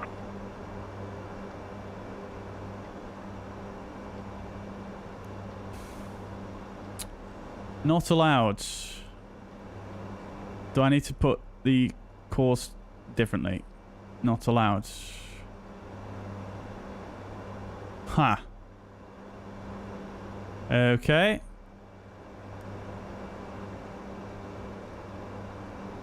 Hello? What has it done there? I didn't want it to do that. Still on heading select though. Really struggling to accelerate here. 60 Papa, runway 26 left, clear for takeoff, wind 330 degrees, 5 knots. We'll try that again. Go take off from 26 left, 60 Papa. Euro, Golf Romeo Lima, turn left, heading 030 degrees. I'm sure we could do this before, chat. I'm sure this worked fine. Runway control, Golf Echo Lima, Juliet Bravo, passing 2,300 for altitude 6,000 and QNH 1010. Yeah, it doesn't seem to want to work, but hey ho. That's fine. Altitude 6,000 feet, landing QNH 1010. Altitude 6,000 feet, 1010, Golf Juliet Bravo. JetBlue 2104, I also heard you at the Optimet 1 Golf arrival, squawk 1440. Right, chat. So, JetBlue 2104, Optimet 1 Golf arrival, squawk 1440. yeah, I'm a bit upset that's not working properly, but never mind. Easy 21 Kilo Romeo, turn left, heading 6 Okay. degrees. So, we don't have an ATIS at EGLC. Oh, we do. 7, descend, flight level 110. Transition level is 7500. Golf Romeo Lima, climb. QNH is 1010. Golf Juliet Bravo, fly heading 125. So that's good. 125, Golf Juliet Bravo. Don't think this is going to work yet, but let's try it. No, it doesn't. Okay, we'll just leave that. 760 Papa, line control, Tel 21 Lima for Stansted, squawk 0323. Okay, okies. 0323, run at 760 Papa. Easy 94 Echo Yankee, speed to 20 knots. Speed to 20 knots, Easy 94 Echo Yankee. A-line 610 Alpha, speed 220 knots or greater, redirect Mayfield. Back glasses, yeah. I've never come across it before, the commentator. Never come across it before. Easy 21 Kilo Romeo, turn left heading 290 degrees to clear the island. Looks like reflections have been taken away from the screens. No, they're definitely still there. They're definitely still there. It's just maybe the lighting that's causing it to not be as obvious. Left turn heading 335, Golf Romeo. A-line 60. Tell you what I'll do, chat, though, is I'm actually going to bring the time back a little bit here, just because it'll be nicer to see what we're doing for the arrival, I believe. Golf Romeo Lima, heading to London, 127.1. 127.1, Golf Romeo, thanks. Comes at 97 Juliet. And you can see the reflections much easier then. Hello, descend, flight level 260, it's the VATSIM Golf arrival. 10260 and a VATSIM from Golf Romeo, 97 Juliet. JetBlue 2104, speed 50 knots. Sim doesn't have a weather radar. What it does have is pre-made bitmaps. JetBlue 2104, speed 2. Yeah, exactly, it does. It does indeed. Although the way they've implemented it in the ATR is, at the very, very least, what it does do is it will show you precipitation based on your current altitude rather than just showing you a full top-down view like I know some other aircraft. I think that's what the A310 does. But it does actually seem to base it on your current altitude in this aircraft, which is quite nice. Easy 60 Papa, thanks. Climb and maintain altitude 5,000 feet. Shaquille, welcome. Hang on, did I just miss a transmission? Easy 60 Papa, maintain 5,000 feet. No, I didn't. Okay. Shaquille, welcome to the chat. Hope you're doing well. Yankee, descend flight level 130. Descend flight level 130. My airline and yours have been going back and forth on the leaderboard. 7 Juliet, redirect Holly. Oh, I didn't realise they had a leaderboard on New Sky yet. 76 Zulu Papa, descend flight level 19. But, yeah, great stuff. Glad you're enjoying it, dude. But yeah, I don't think they've got the leaderboard yet, haven't they, on New Sky? I think what you see there is just literally just a search function. Golf Juliet Bravo, climb now, flight level 180. Flight level 180. But welcome, dude. Hope you're doing well. EV60 Papa, fly heading 0905. EV60 Papa, fly heading 0905. Right, so we're probably going to get descent clearance momentarily, so let's do our descent checks. EVT 1 Kilo Romeo, clear to land 26 left. Flight warning system recall is checked. Landing elevation is Under control, checked. Alpha 3. EV227, Roger, behind the departed company, Airbus A320. FMS nav perf is set and checked. MDA. Company, line up and wait, 26 left. EV60 Papa, climb to altitude 6,000 feet. Oh, sorry, because EV60 Papa. Going to be 600 feet. 660 Papa. Station caller was that Presidential 175. That was American 109. American 109, Roger, climb now, flight level 140. Climb flight level 140. That is set. Arrival briefing we'll do in just a second. Thanks. Golf Julia Bravo, turn left, heading 070 degrees. Left, 0. Right, so let's have a look. Heading 300 degrees. Fly heading 300 degrees, Swiss 453. Tom Jet 907 Juliet, descend. Doug, yes, the update is indeed out. 180, Tom Jet 907 Juliet. EV60 Papa, turn left, heading 075. Andreas says, didn't they implement the payload via the EFB as mentioned in last week's live stream? To be honest, 453, descend, flight level 150. I didn't see that anything about that on the A9610 Alpha, descend. on the change log, but it doesn't look like it. I didn't actually try that earlier, but we'll try it once we get on the ground. But I didn't see it in the change log. Descend, flight level 120. Descend flight level 120, 004, Echo Yankee. Eurowings 887 Heathrow, 119.75. Heathrow 119, 725, thank you very much. Golf Julia Bravo, climb flight level 290. Saren says, do we have wipers clearing the rain now? I don't think that's possible yet in the sim, to be honest. I mean, it does, it smudges the rain, but it doesn't clear it, doesn't it? I think that's all it is, but I've not actually tested them on this flight yet, to be honest. But it wasn't in the patch notes, so I can't expect anything regarding that's changed. From the ground Southampton 17 information Delta. Is there a reason engine 1 is running with less torque? That is a very good question. FedEx 195, Roger, clearance to East Midlands, joining Quebec 41 at Norrie. Climb initially altitude 3,000 feet, squawk 76 and 0. I think I might have knocked my thrust lever out of the notch, to be honest. That might have been what it was, because it seems to be going back to where it should be now. I think I might have knocked my thrust lever. 605 was that? Feedback correct. Yeah, we're good. Taxi Holden Point Alpha 1 report reaching. Still not really gaining too much speed, though. EV94 Echo Yankee, descend flight level 100. Right. 100, 904, Echo Yankee. 34 miles to go. Descend flight level 110. We could do with some descent here, really. Fuzzy 55. Here we go. Descend flight level 160. Send flight level 160, Fuzzy 556. EV60 Papa, climb flight level 140. Right, we'll go vertical speed minus 1,000. And there was a golf course sign trying to call me. We'll come back on the power Go, yep, that's message. to about 40%. Golf Papa Mike, squawk 0326, basic service. 0326, basics. EV80 Papa, turn left, heading 015. Turn left heading 05, 60 Papa. Golf Juliet Bravo, O navigation Rinty. Flight navigation, Rinty, Golf Juliet Bravo. Tom Jet 907 Juliet, speed 280 knots. Speed 280 knots, Tom Jet 907 Juliet. Easy 904 Echo Yankee, left turn, heading 06. There must be traffic below us, hence why we are not getting cleared much lower at this moment in time. 453 and navigation begin. We'll go nav, and we'll set the TCAS to below. Yeah, there is someone below us. Descend flight level 100, Swiss 453. Easy 904. ILS is identified now. 160. Good. Easy 60 Papa, climb, flight level 160. Alt start. Did I have the top of descent displayed? To be honest, I didn't see because he gave us that heading well before we even got to our top of descent, so I didn't honestly notice. 3,000 feet, QNH 1010. 26 left altitude, 3,000 feet, 1010, A line 610 Alpha. Fuzzy 556, turn left heading 080 degrees, descend, flight level 120. Left 080, descend, flight level 120, Fuzzy 556. Easy 60 Papa, turn left heading 320 degrees, climb, flight level 190.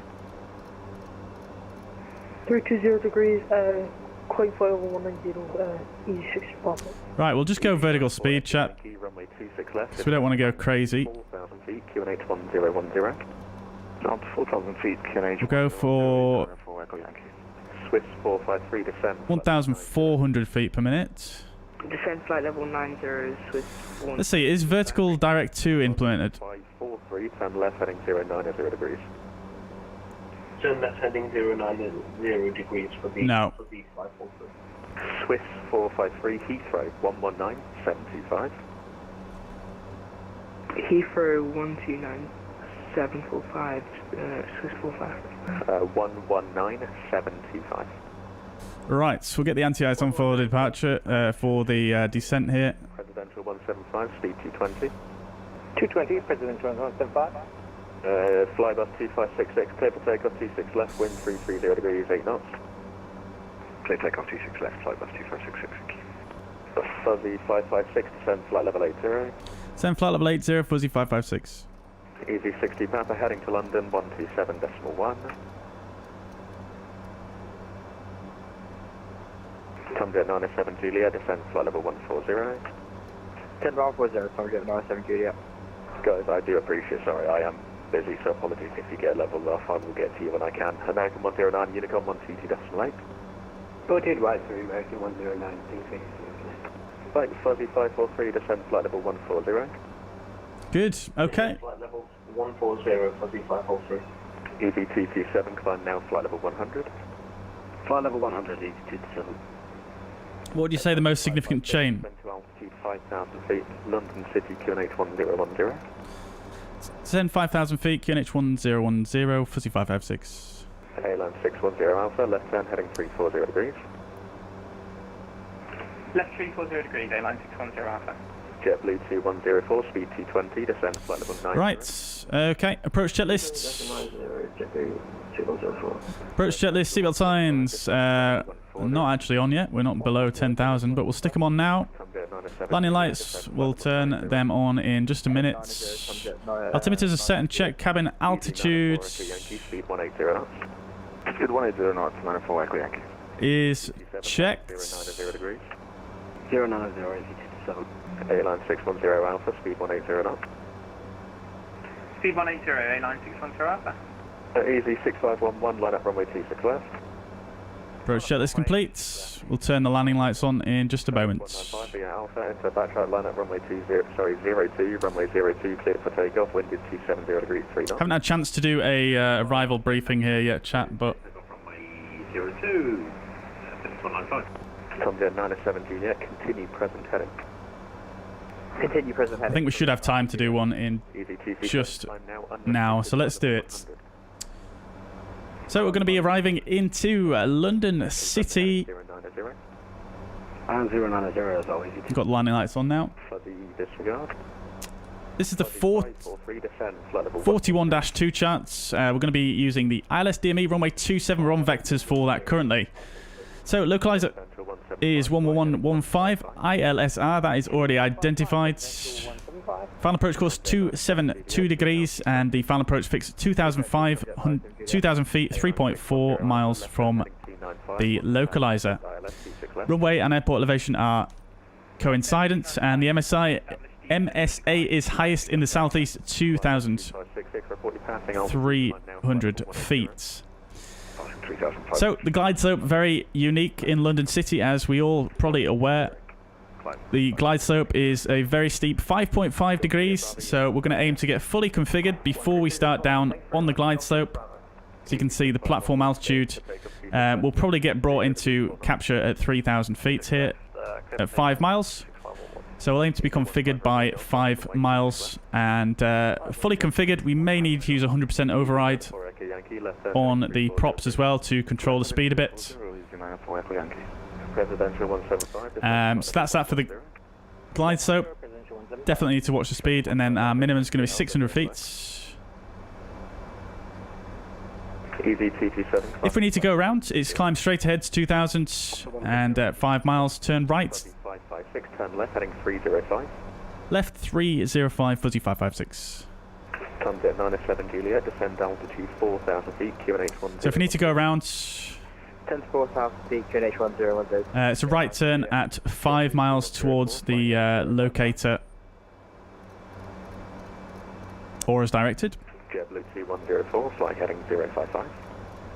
055, JetBlue 2104. Into London City locator.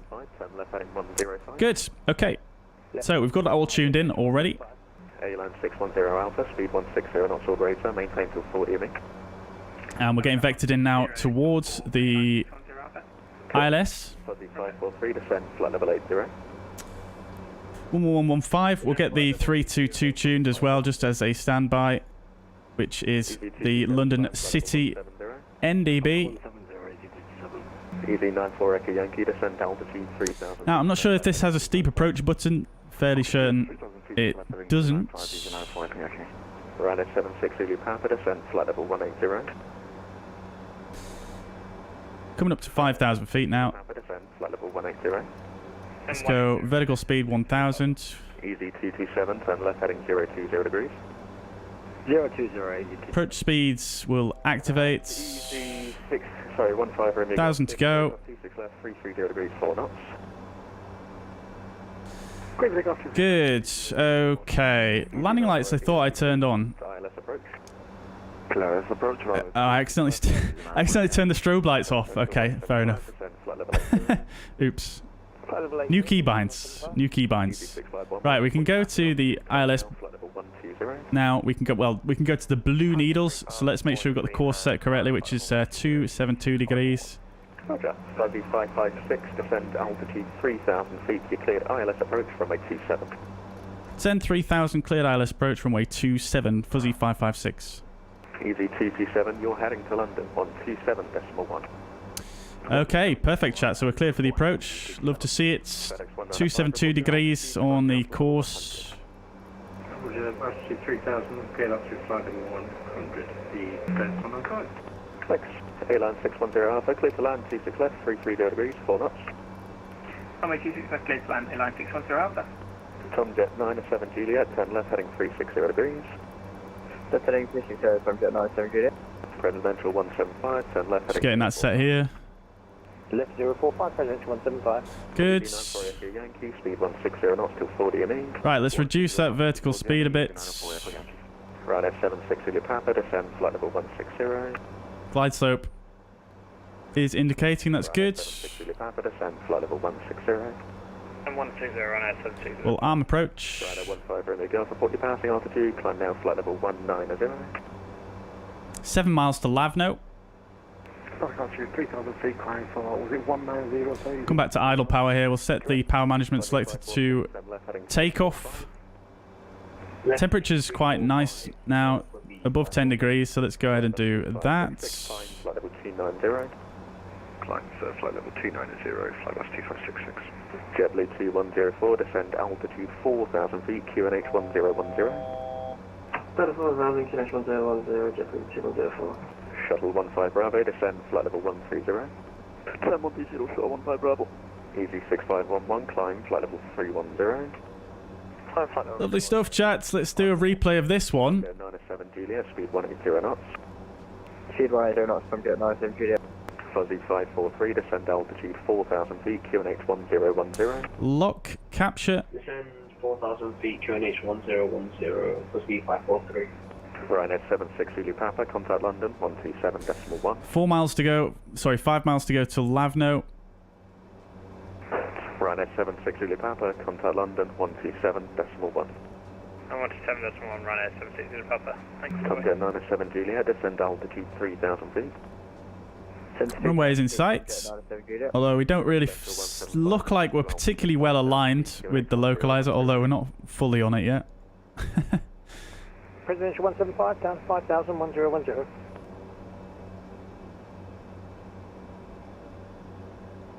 Before landing checklist has come up, love to see it. Flight level 190. Up to 190, Fenix 195.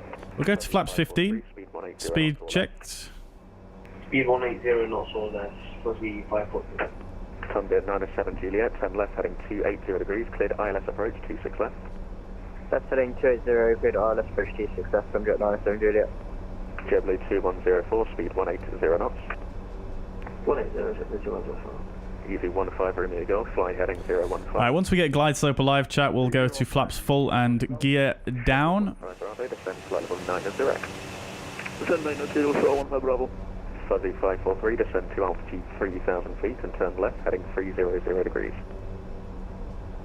Alt start. 3,000 feet, left heading 300 degrees, Fuzzy 543. November 270 Sierra Whiskey. JetBlue 2104, 10 left heading 345. Left heading 345, JetBlue. Thoughts on the London scenery? I haven't really checked it out too much yet, Jan, but you guys will see momentarily and you can make up your own minds. A-line 610 Alpha, thanks for your help, ground 121.8. No worries, that's quick. Ground 1218. Thanks for the service, bye. JetBlue 2104, descend to altitude 3,000 feet. I'm surprised we're not getting any glide slope. Oh, there we go. Glide slope alive. Flaps full gear down. 180 for Presidential 175. Fuzzy 556, clear to land, runway 27, wind 310 degrees, 3 knots. Clear to land 27, Fuzzy 556. FedEx 195 to London, 127.1. Right, before landing check, is cabin crew advised landing gear 3 greens, flaps are 30, power management takeoff, TLU low speed checked. Icing AOA is not on and not required. External lights are on before landing check is complete. Good. Glide slope capture. Here we go. 1 Juliet, can you repeat that? American 814. Here we go, chat. 1 Juliet, transition. Right, we're at idle power, just for reference. No, 1 Juliet. Holding the speed quite well here, actually. November 272 Sierra Whiskey.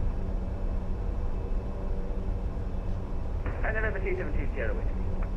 1,000 feet per minute on this glide slope, chat. No problem. Which is not too bad, actually. Only ground speed is only 104. 4,000 feet.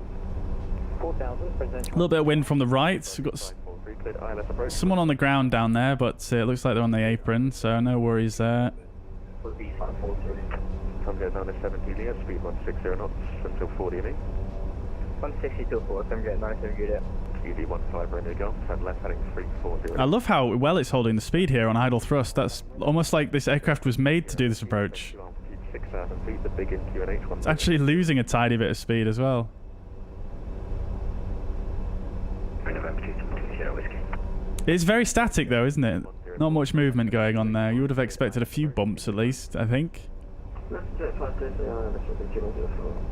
November 2 Sierra Whiskey, descend to altitude 6,000 feet, the QNH 1010. 2 whites, 2 reds. There's Canary Wharf. There's London City. Beautiful. London, good evening. Speedbird 51 Lima, A320 information Delta, and we're descending flight level 130 by Hazel. Speedbird 51 Lima, next squawk 0315. Squawk 0315. All looking good. Shall we hand fly it, chat? Let's do it, shall we? Speed warning now, just getting a little bit low. Oh, my autopilot disconnect's not working. Let's do that. Required, break presidential 175, turn left heading 300 degrees, once established, descend ILS 26 left. Left 300 degrees, once established, descend on the ILS 26 left, presidential 175. Immediately got high there when I disconnected, which is very unfortunate. Continue. Let's get the yaw damper off. Mike, request transfer to control zone. Go Papa Mike, clear to enter control zone from the south, not about 2000 VFR. Not about 2000 VFR, Papa Mike. 86511, Unicom 122. Unicom 122, that's right, thank you very much. 86511. Shuttle 1. We are a little bit quick. What's in the deal with 5 for the Bravo? 51 Lima, descent flight level 90. Descent flight level 90, speed with 51 Lima. American 814. Oh, the nose still comes up though when you land. 255, American 814. Easy 15 Romeo Golf, contact London 127.1. London 127.1, thank you. Flight of 256. Is the aileron trim still in? It was, yes, it was. Trust the pappies? I was trusting the pappies. I was trusting the pappies. I was just, as soon as I disconnected there, I just ended up getting high.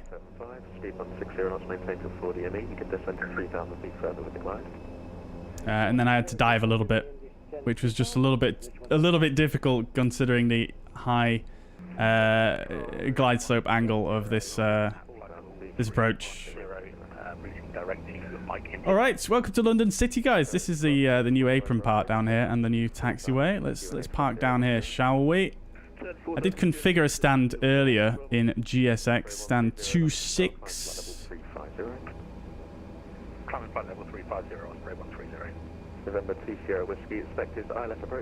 Right, we'll get the strobe lights off, landing lights off, flaps retracted, gust lock on. We'll get the radar to standby. This is 26. We'll get the trim resets.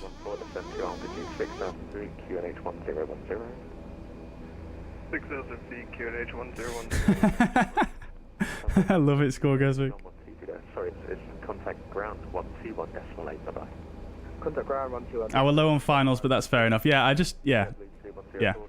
think we just went through that, didn't we? It's not an easy approach to fly. It's not an easy approach to fly, as I'm sure you know if you've done it yourself.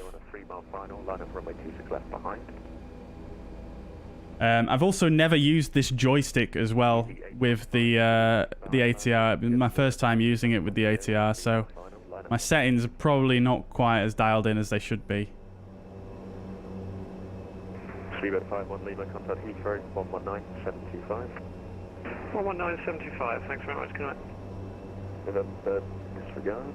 American 814, turn right, heading 265. 265, American 814. Easy 315. Sorry, Easy 815. This person's going to get blinded. 815, that's holding point. Yeah, behind the landing. Is she going to help me out here? Or can she just not see? Okay, never mind. Line up and wait behind the landing aircraft. 81. Okay then, right. We'll stop blinding her now. Parking brake will set. Right, lovely. After landing, radar standby, flight controls locked, flaps 0, trims resets, landing and strobe lights off, anti-ice is off. Probes heating will turn off, as well as the transformer rectifier, and we'll sort the condition levers now. So left engine can go to feather and fuel shut off. Engine 2 can go straight to feather. We can get the pump brake engaged on that one. We'll get the left fuel pump off as well. Everything else can stay as is. We'll get the beacon light off and the wing light on. Good. Okay. See what signs can come off as well. Lovely stuff, chat. That didn't go too badly, did it? I don't think that was actually okay. I can't lie. I was sweating a little bit when I disconnected the autopilot there because it just started to sort of go out of trim immediately. But hey ho, I blame the joystick. Okay, cool. So transponder is standby and the parking checklist. Parking brake is engaged. Taxi takeoff lights are off. Condition lever to feather. Beacon light off. Transponder standby. Tail prop we'll put on in a sec. And seatbelt signs are off. Good. Right. Tail prop, main door. Get the cargo door as well. Ground power, wheel chocks. Lovely stuff. All right.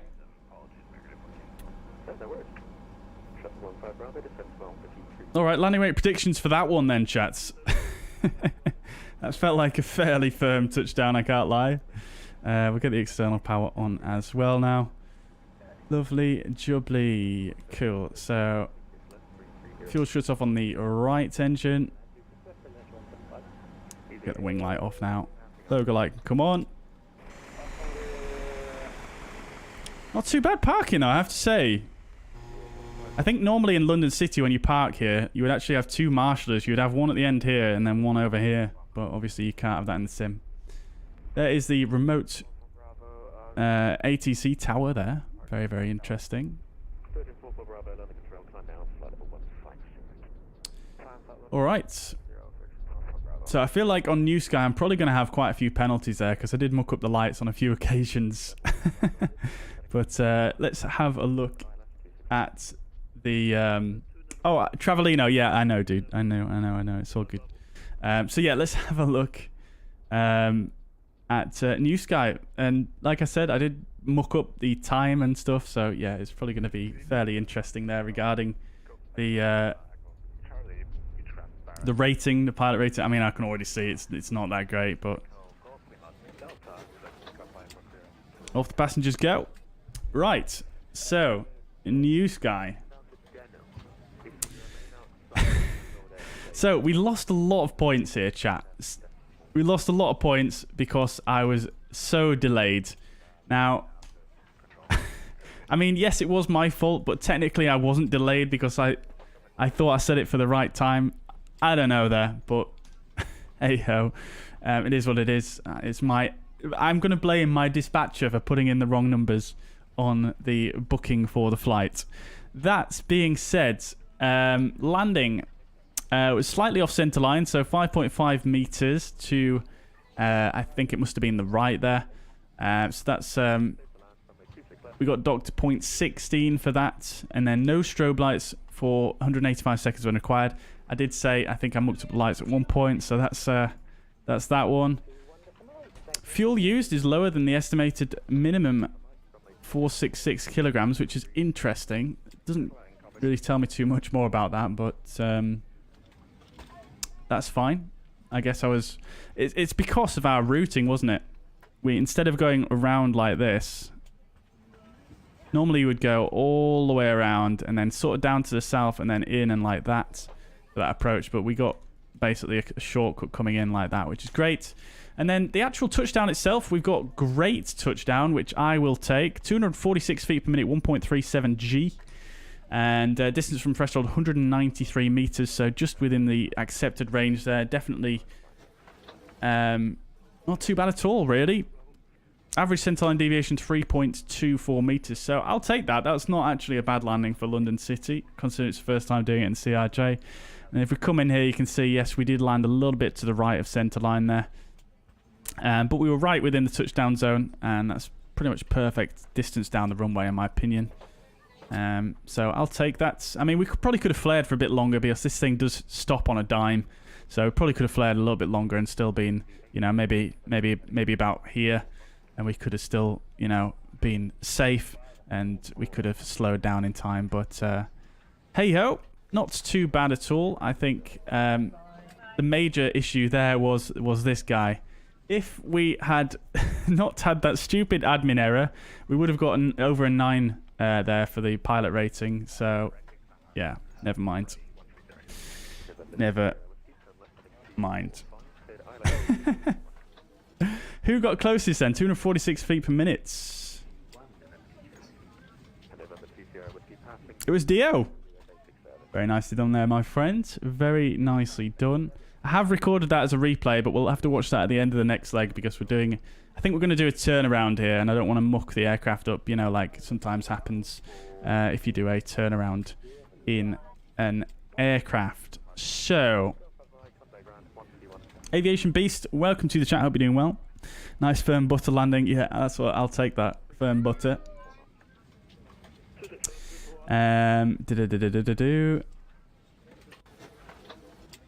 Lior's here as well. Welcome, Lior. Hope you're doing well.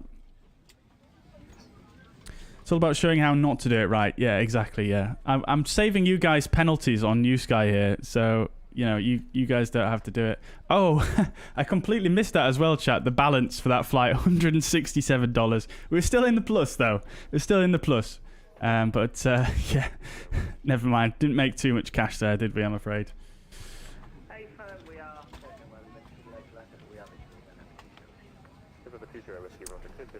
Let's see. Chris BG, welcome to the chat. Absolutely no need to write all your messages in capitals though. Hope you're doing well. Aviator 4, welcome. Hope you're doing well. No worries, no worries. Lugano has a steep descent. It does indeed. Yep, it does. I've heard about that one also. Yep. So, London scenery. Let's have a quick look at the scenery then, shall we? No worries at all, Manacle. Well, we're not quite ended yet, but yeah, have a good evening, Manacle, and thank you very much for dropping by. And Sven, yes, yeah, we'll have a look at the scenery now, shall we? Oh, dear. Oh, I hope this doesn't crash the sim.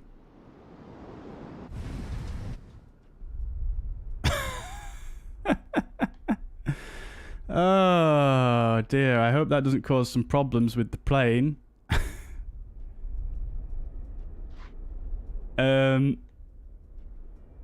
Yeah. I think the drone camera was toggled off follow mode at the start of the stream, and it's just not... Oh, dear. Well, that's definitely done something there, but hopefully it's not too big of a deal.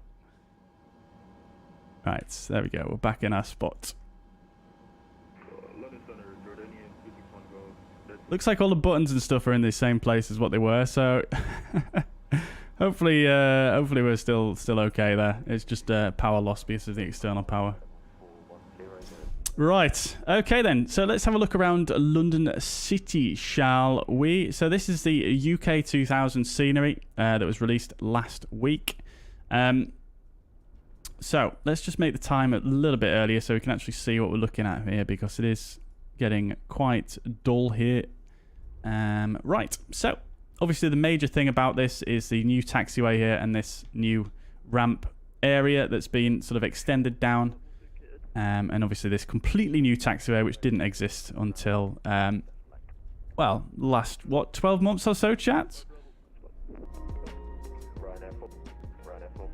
So yeah, looking good. All the modelling is pretty nice, I will say. Some quite blurry textures here along the edge, but how many times are you going to look down here, honestly?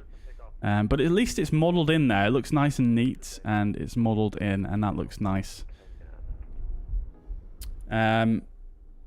Yeah, so let's have a look around then.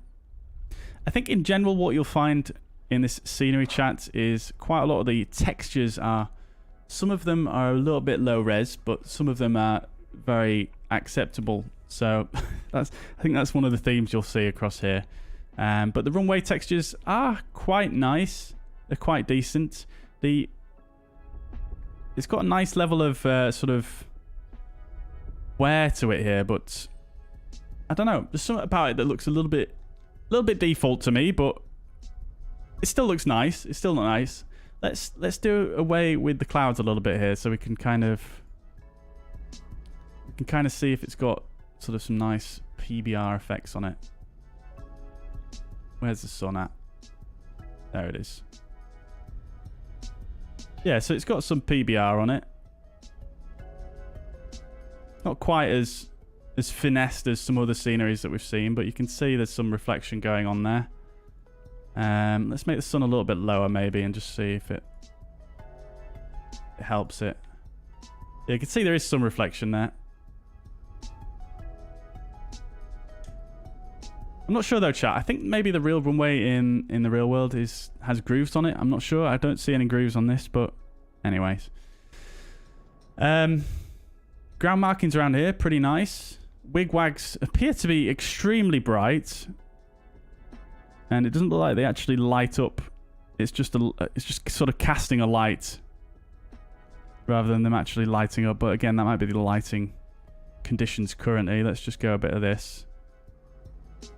Yeah, it doesn't look like that light bulb is actually lighting up. It's just casting a light there, which is not great attention to detail, really. We've got default taxiway signage, which I never like to see, really, on a payware, but there we go. We've got some signage, custom signage. I mean, the textures and ground markings around here looks pretty good. I think the thing is with UK2000 scenery, if you guys have got any of them before, is the ground markings always appear to be like sort of this exact yellow, if you know what I mean. I don't know what it is about it, but it's this sort of shade of yellow. It just doesn't quite gel as well as some other sceneries that I've seen. And appears to be a little bit of a mistake there, actually, I think. Just there. But yeah, it doesn't quite seem to gel as well as some of the other sceneries that I've seen where they do the ground markings with the yellow paint. But anyway, nevertheless, it does look fairly decent. It's not the worst in the world that I have seen. Continuing up the new taxiway here, the general ground textures are... They're okay. They're okay. They've got this sort of feel to them that... I don't know, chat. It's got this kind of like water marking effect, which to me looks a little bit... I don't know. It kind of looks like some of the default textures, you know what I mean? It's obviously not the default textures, but it's kind of got that vibe to it. I can't really describe it any other way, but that's how it feels to me. Definitely seen a lot better ground textures out there. But they are the right sort of colour, aren't they? And they do sort of do the, you know, have the right effect. So I'll give them that. The ground markings here are generally fairly okay. They are quite blurry though, as you can see.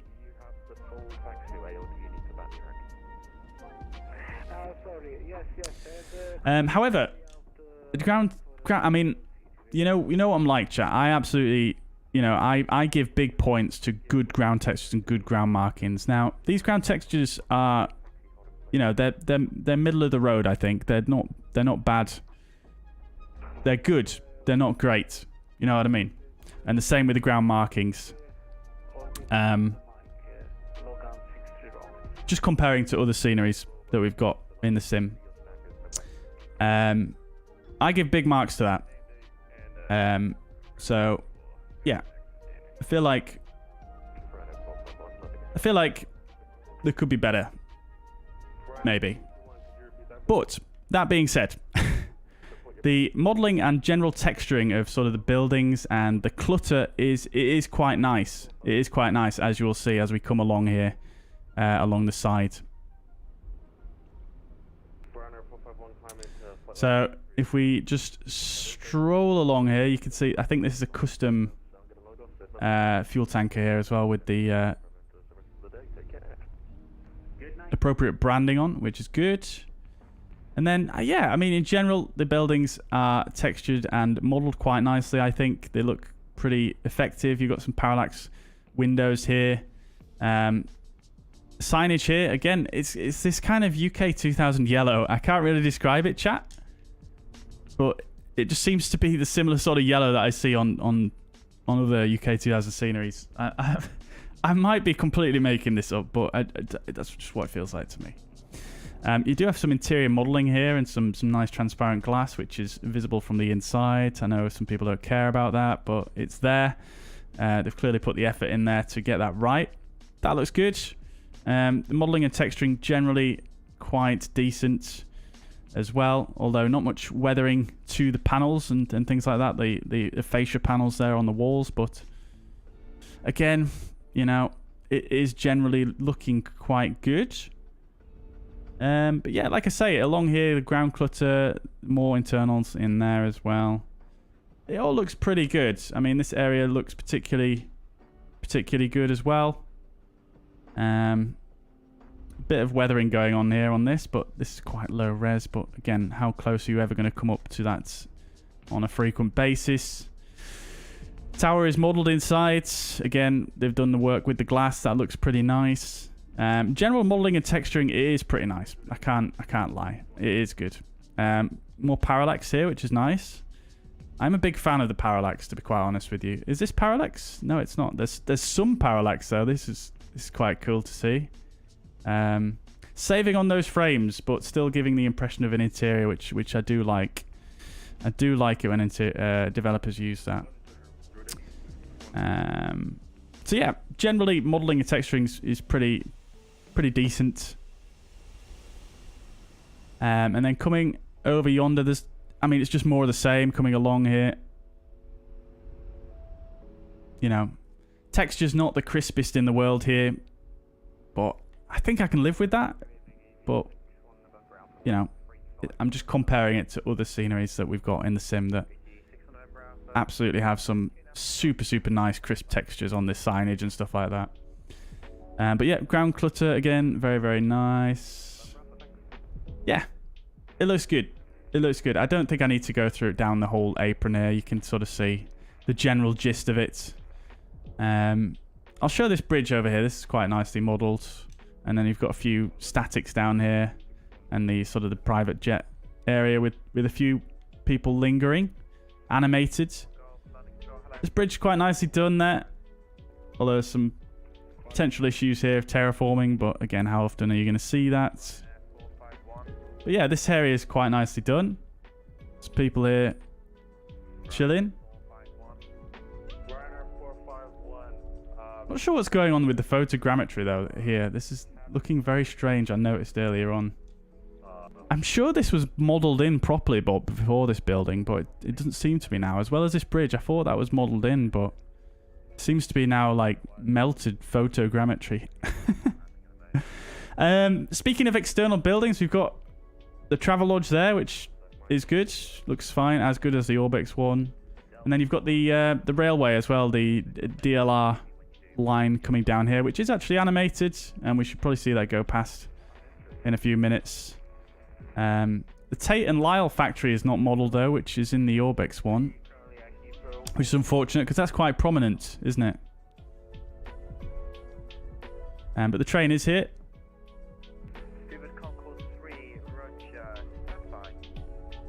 Which is nicely done. And the station as well, nicely modelled, nicely textured.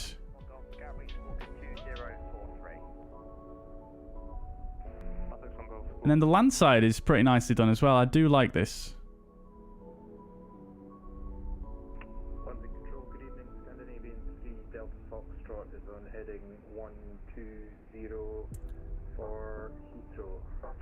Roof detail is pretty good as well. So yeah, that's London City by UK2000 chat. I think in general it is pretty nicely modelled, but I think my recommendation would be to wait and see what Orbex has got in the pocket for their version 2 of their London City, to be quite honest.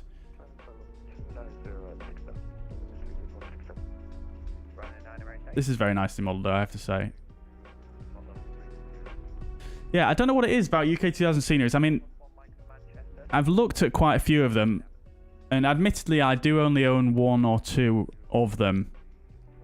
But they all seem to have this very similar palette of colours. I can't really describe what it is, but they all seem to look like a very similar palette, if you know what I mean.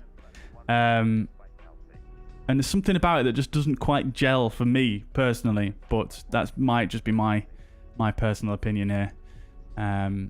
So yeah, there we go. Hope that has shed some light on that for some of you guys who were wondering about that one.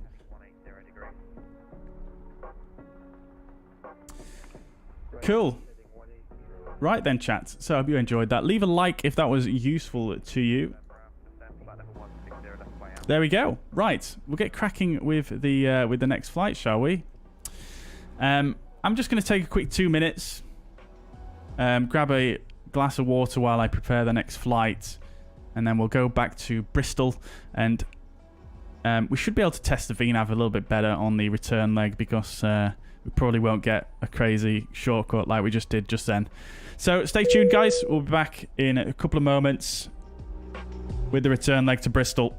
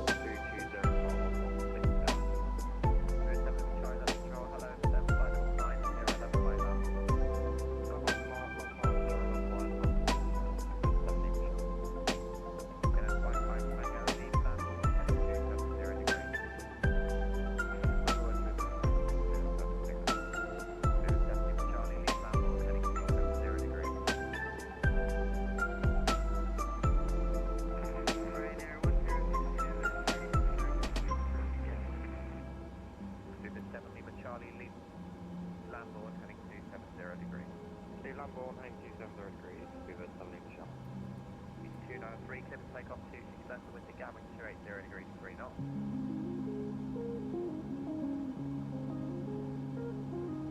Rhino 1022, taxi Juliet with Papa Hold Bravo 1. Juliet Papa Hold Bravo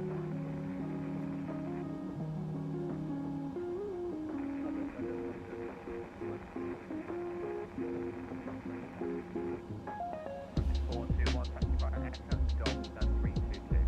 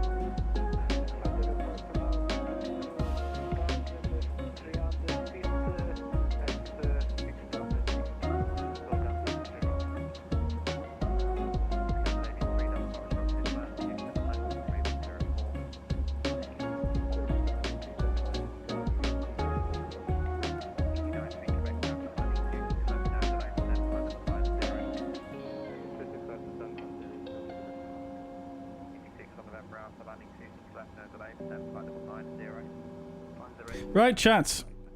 We're back. We're back. Loco Ombre, thank you so much for the 10 Australian dollars. I think that's Australian dollars, isn't it? Thank you so much, my friends. That's very, very generous of you. Thank you so much. Also, the Scottish guy, thank you very much for the subscription. Right. Okay then, chats.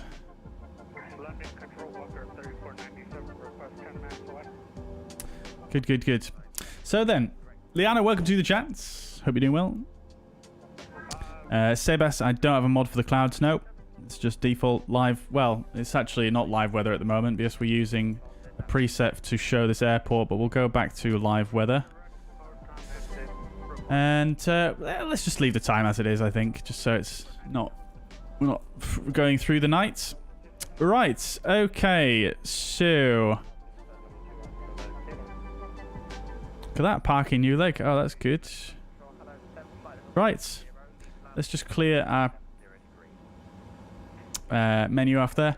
And yeah, we'll go ahead and get set up for another flight there. So, let's have a look then. Make sure everything is in the correct position. That pump doesn't need to be on anymore. Right, so everything looks good overhead. I'm not going to run through the OFP this time, chat.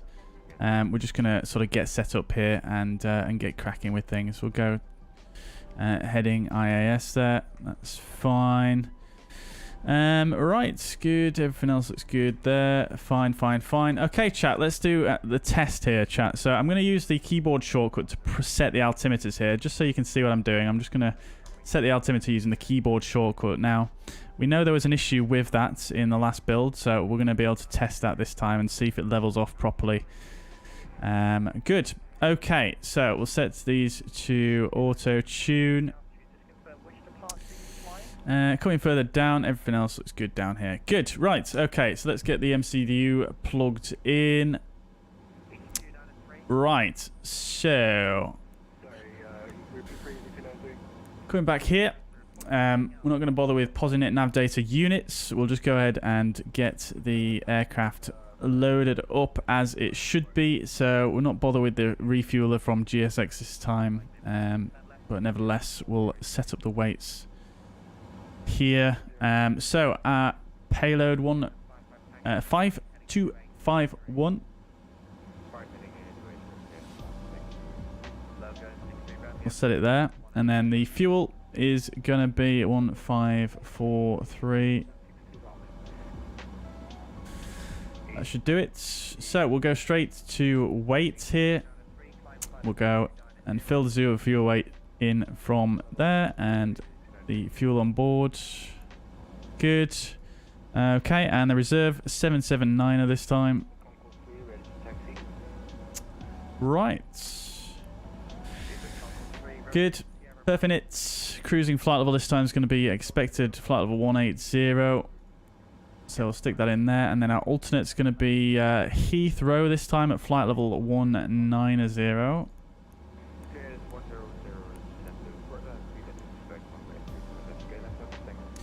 Good. And then the flight plan in it. So yeah, it does seem like the MCDU logic does appear to be working a bit better this time, which is good to see. So we'll go... why has it gone to the temporary there? Interesting.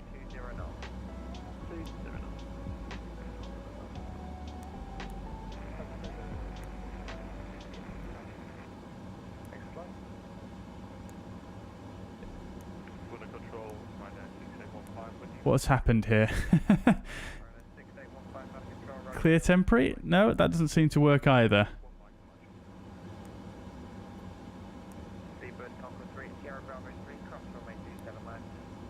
Right. It should give me an option for new flight plan here. Let's just try overwrite it with a different from to. So we'll go EGLC to EGGD. There we go. Okay, that does work fine. Okay, no worries. And we're going to be Fuzz 557. which will execute. That's good. Cool. Alrighty. So, we'll go. Departure is going to be the 27 SAX B1 Alpha is what we're expecting. Good. And then we'll go from Saxby. We're going to go November 27 to Hen. And then from Hen, we're going to go November 84 to Didza, and then Papa 86 to Sorpy.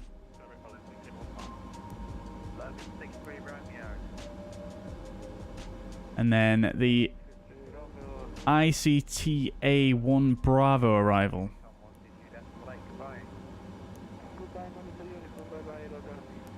Which will stick in now just for fuel planning purposes.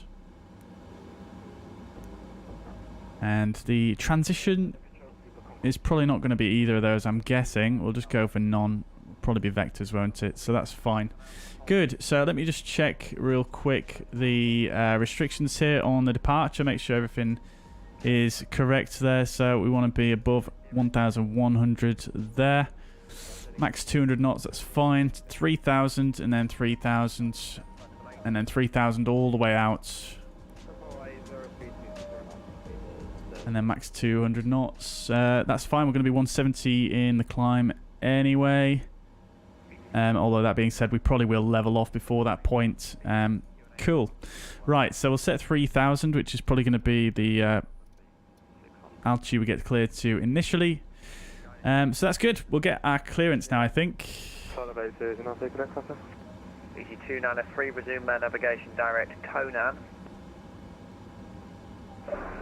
Resume direct navigation direct to Conan, EG293, sorry. KLM 55 Tango, turn right, heading 180 degrees, speed 180 knots or greater. Right heading 180 and speed 180 knots or greater, KLM 55 Tango. Lot 27 Echo, speed 220 knots. Let's just confirm what stand we're at. We're at stand 26, aren't we? Shuttle 3 Papa, leave Barvington, heading... And I think there is actually a ATIS here, isn't there?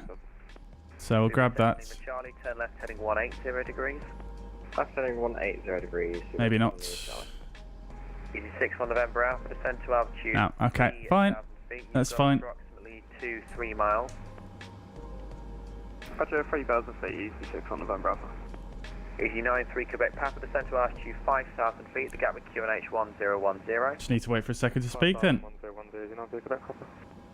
London, very good evening. Fuzzy 557, type AT72, stand 26 at London City, request clearance to Bristol.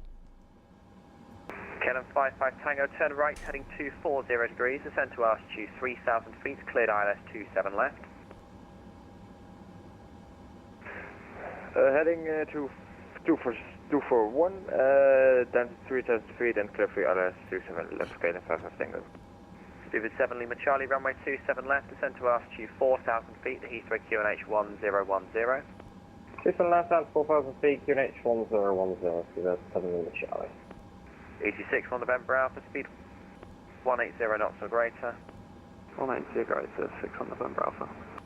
EG93 Quebec Papa, turn left heading 020 degrees. I'm not sure if you heard me or not. Right now 102. I don't think he did. He's just reeling the commands off real fast. Ryanair 1022. 9088, Mighty Unicom 122.8, bye. Mighty Unicom 122.8, Motor right now. Air India 1. Is this any easier to move yet? No, it's not. 55, Oh, it's getting toasty in here. Hang fire. Let's get the right engine started, shall we? Aircraft type Boeing 787-8. Prop brake is on. Air India 112, push and start approved, facing north, QNH 1010. Air India 112, start approved, facing north, QNH 1010. Speedbird 7 Lima Charlie, turn right, heading 240 degrees, speed 180 knots or greater. When localizer established 27 left, descend with the glide. Then right heading 240 degrees, 180 knots, and descend with the glide, Speedbird 7 Lima Charlie. London, Fuzzy 557 on the ground at London City, type AT72, request clearance to Bristol. 3557, yep, I sent it to you. Check your DMs. Break, lot 27 Echo, descend flight level 80. Flight level 80. Oh. KLM 55 Tango, speed Oh, 160. I didn't hear any sound. Okay, cleared to Bristol 27 Saxby 1 Alpha, initial altitude 3000, squawk 0304, which is the same, 80 Bravo, no reboot required, contact London Centre on 129425, I'm fully ready to push the starts. 93 Quebec Papa, tail left heading 310 degrees, descend to altitude 3000 feet. 310, 3000 feet. Okay, fair enough. It didn't go beep beep beep when you get a message. 310 at 4. Good lead. Unless I'm just deaf, which is also entirely possible. Lot 27 Right, here come the passengers. 180 degrees. Left 180 degrees, lot 27. Let's open this up for our documents when they arrive. Right, final cockpit preparation. So, parking brake is engaged. Altimeter is set and checked. Landing elevation is checked. FMS com nav is set. We're doing an RNAV departure, so don't need to set any nav aids. Fuel quantity, fuel on board is checked. Engine fuel used is reset. Memo panel is checked. Power management takeoff. Final cockpit preparation checklist complete. Good. 220 knots or less. Okie dokes. Delta 1 Heavy, hello, we're with you, passing 220 on the Siri 1 Hotel arrival. Delta 1, London Control, hello, Civich 1 Hotel. So we'll arm nav and VNav as well now for the departure. Now we've got everything tuned in. Good, alright. London Control, Speedbird Concord 3, Alpha 3. So we're just waiting on the passengers now, chat. And then we're pretty much good to go. Clear for takeoff 27 right, Speedbird Concord 3. Easy 6 on November Alpha, speed 160. Lovely. Alrighty. Worst sound in the world. Indeed, yes it is, Marin. It just cuts right through you, doesn't it? Beep, beep, beep. Little update about my VATZ training. I was finished also the last and beginning test and passed it. Congratulations, Matt. Congratulations, my friend. Now retake of the test I failed. Well, best of luck, my friend. I'm sure you'll smash it the second time round. Very nicely done though on the pass there. Nicely done. Nicely done. Any updates about the A380 none as of yet? No. I have a 2K monitor. Yes, Sebas. Yep. And yeah, it's just live weather. Live weather. Clouds on ultra though. But yeah, it looks good, doesn't it? Looks great today. Easy 6 on November Alpha, clear to land, runway 26 left, the wind's 280 degrees, 3 knots. Clear to land 26 left, yeah, 6 on November Alpha. Easy 293. Renegade says watching the replay of the landing nose stays up after touchdown, like with most of the airliners. However, doesn't come up when using reverse anymore. It did come up when I landed there. It did come up actually. But I think what happened is the nose touched down, and just before I started applying reverse, it actually started coming back up again, and I had to kind of hold it down. Shuttle 3 Papa descend, flight level 80. Level 80, shuttle 2 Papa. Score Guessment says yes, their colours are sort of earthy. The yellows are more towards the green than orange, so it's super yellow. Yeah, I'm glad it's not only me that picked up on that.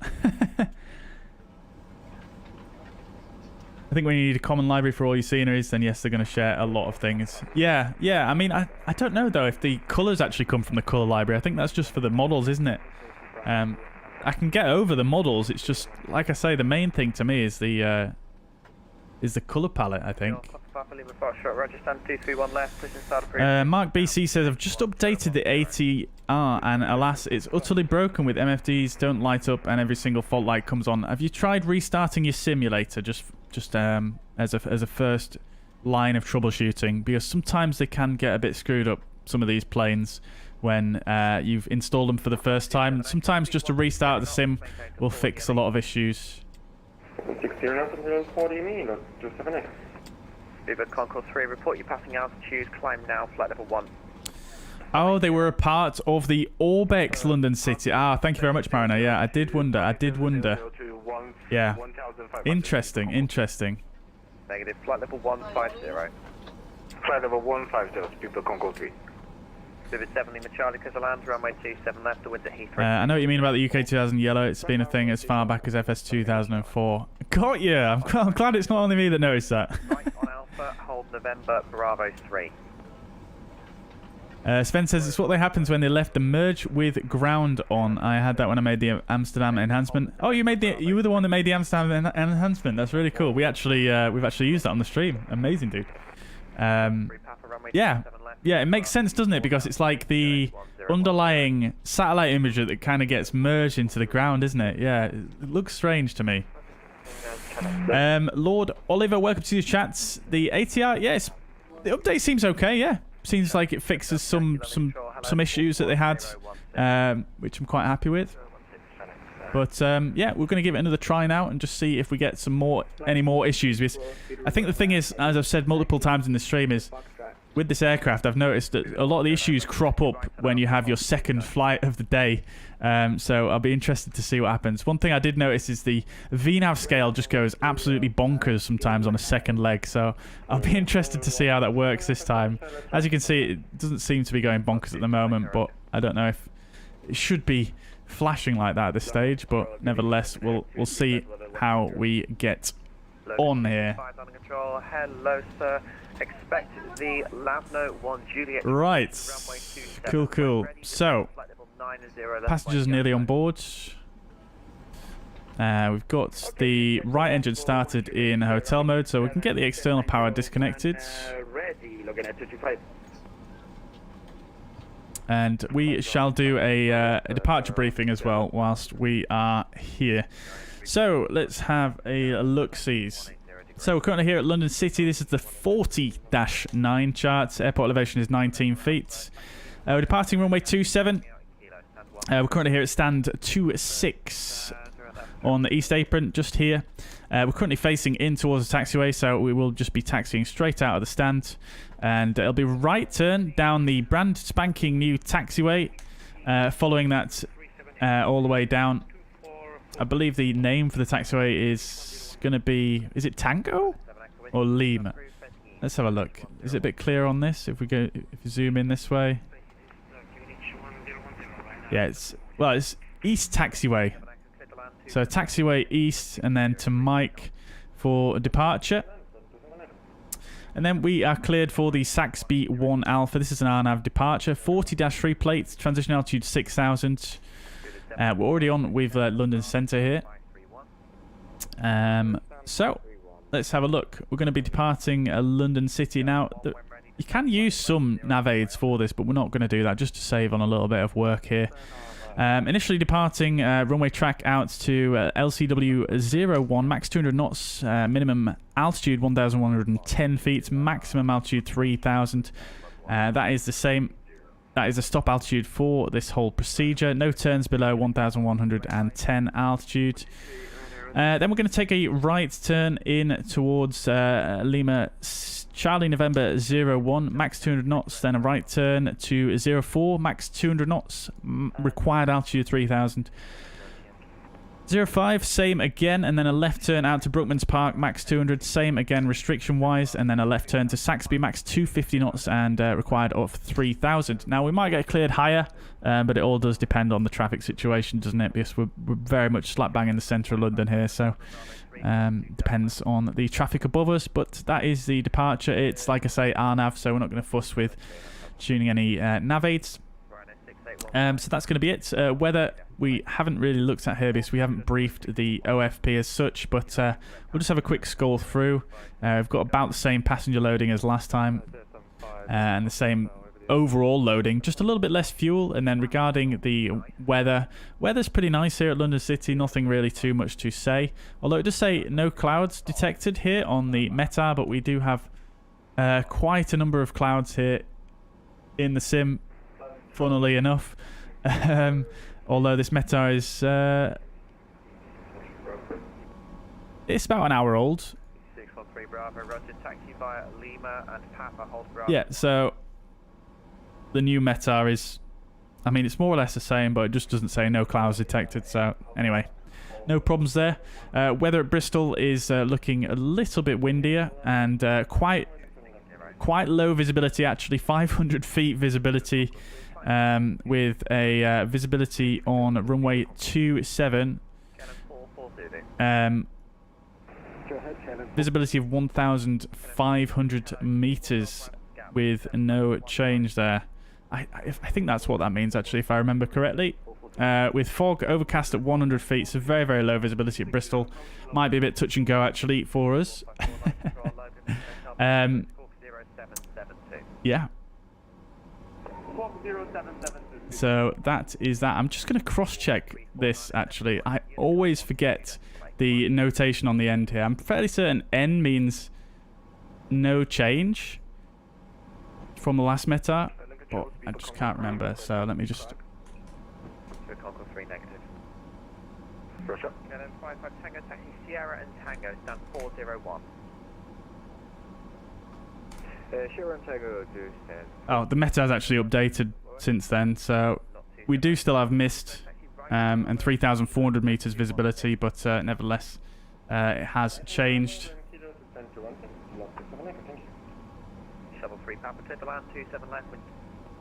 So yeah, I can't decode what I was wondering about now, so never mind. No issues. All right. Maybe someone in the chat will be able to tell me. Good. So that's the departure briefing done. Definitely a fairly low visibility situation coming into Bristol. This aircraft only has a CAT 2 capability, I believe. In fact, I'm fairly certain it's only CAT 1, actually. Might only be CAT 1.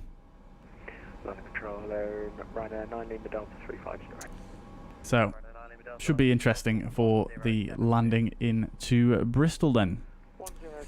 Baggage is still coming on, although it's nearly done, and then we can go and get started with the propeller rotation. So let's do the checklist anyway for propeller rotation. So this is good. This checklist system does appear to be working a lot more consistently now, which is very, very nice to see. So CDLS is on. FMS takeoff data will confirm that now, and we'll just ensure we've got the magenta bugs, which we do. V1 108, VR 108, V2 111. 6036 in the box, so UPS 234. Not actually seeing the V1 speed. Usually you see the V1 speed there.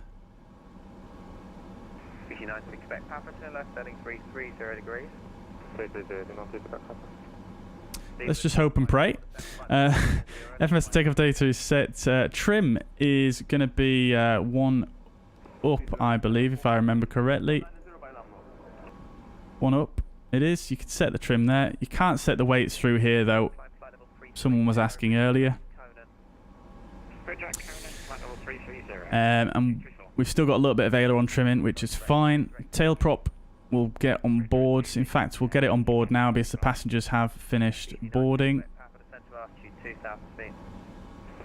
Doors are closed, except for the cargo door. So we'll leave that. Seatbelt signs are on, and the beacon light will turn on in just a moment here. Left heading 290 degrees, cleared ILS 26 left. 290, cleared ILS 26 left, is non-discount. Delta 1, speed 220 knots. Stands for no significant change. I thought it did, Matt. Thank you. London Center, Walker 349B7, back with you. Walker 3497, you left my airspace, mighty Unicom 122. Well, it depends, doesn't it? No sig is different to what I was referring to there.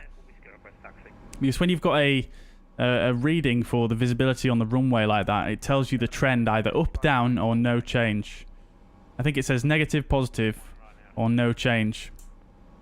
That's why it confuses me, because I thought N might have been negative, but it might be D for decreasing, or something like that. I can't quite remember off the top of my head.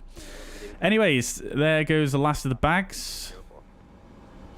So we'll get the cargo door closed now, and we can check that one off. hello, cruise in flight level 240. Procedure completed. Hello, Symage 1 Lima for We'll close this guy and close this guy. Right. Let's get started up then, shall we? Not sure why that was... I always leave that on for some reason. I don't know why it is. Right. So, we'll get the prop beacon light on and release the prop brake. KLM 181, Logan 2 Hotel for Heathrow, squawk 7116. NP is stable. 7176, and the Logan arrival, KLM 181. Negative 7116. Low pitch. 7176, KLM 181. No, you're not listening. 7116. Oh, sorry, 7116, KLM 181. EG 613 Bravo, clip and take off runway 26 left to wind to Gowing 2203. Good. That engine is stable. Go for a start on number 1. Ryanair 9 Lima Delta, when ready, descend flight level 310, left 5 begin. Waiting for 10% on the NH. There it is. Logan 235, descend to altitude 6,000 feet, city QNH is 1010. Descend 6,000, Fenix 1010, organized 35. Center Speedbird 109. Heavy is airborne. Our FMC just deleted our departure. Can we get radar vectors? Alright. MP You don't have spots, okay. What stable. point do you have? Mid.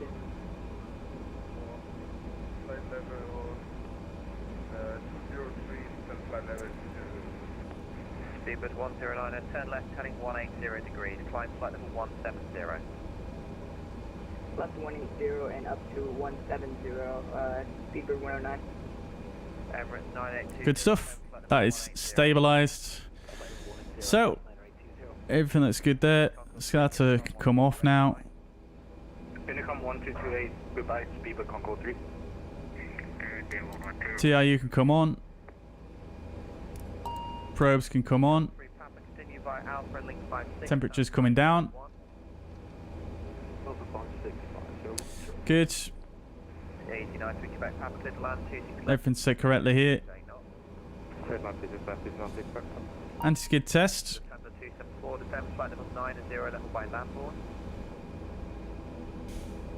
get the gust lock off now because it's only a very short taxi out. Flaps 15. And transponder on.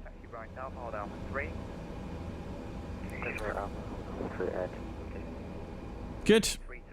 Before taxi checklist, flight warning system recall is checked. Cockpit comm hatch is closed. CL1 and 2 auto anti-icing is not required. TIU is on and checked. Anti-skid test is performed. Flaps 15, nose wheel steering is on before taxi checklist complete. 613 Bravo, London Control. Hello, climb now, flight level 70. Good. Backer brake is set. We'll get rid of the wheel chocks as well. Not valid in French airspace. Would you like 37 or 39? We'll go 370, Speedbird 109. Speedbird 129, thank you. Climb now, flight level 290. Up 290. Is there a breaker for the PFD? No, there's no circuit breakers at work in this aircraft. 4,000 feet, Kilo stand point 1 East, QNH 1010 with PDC 8320 for push. Stop by break. Delta 1, runway 27 left, descend to altitude 4,000 feet, QNH 1010. We got 27 left down 4,000, QNH 1010, Delta 1 left. Speedbird 442 Kilo, stand 511, push and start approved, facing north, QNH 1010. Push and start approved, face to the north, and we've already got 1010 on the QNH Speedbird 442 Kilo. 410 left, heading 240 degrees.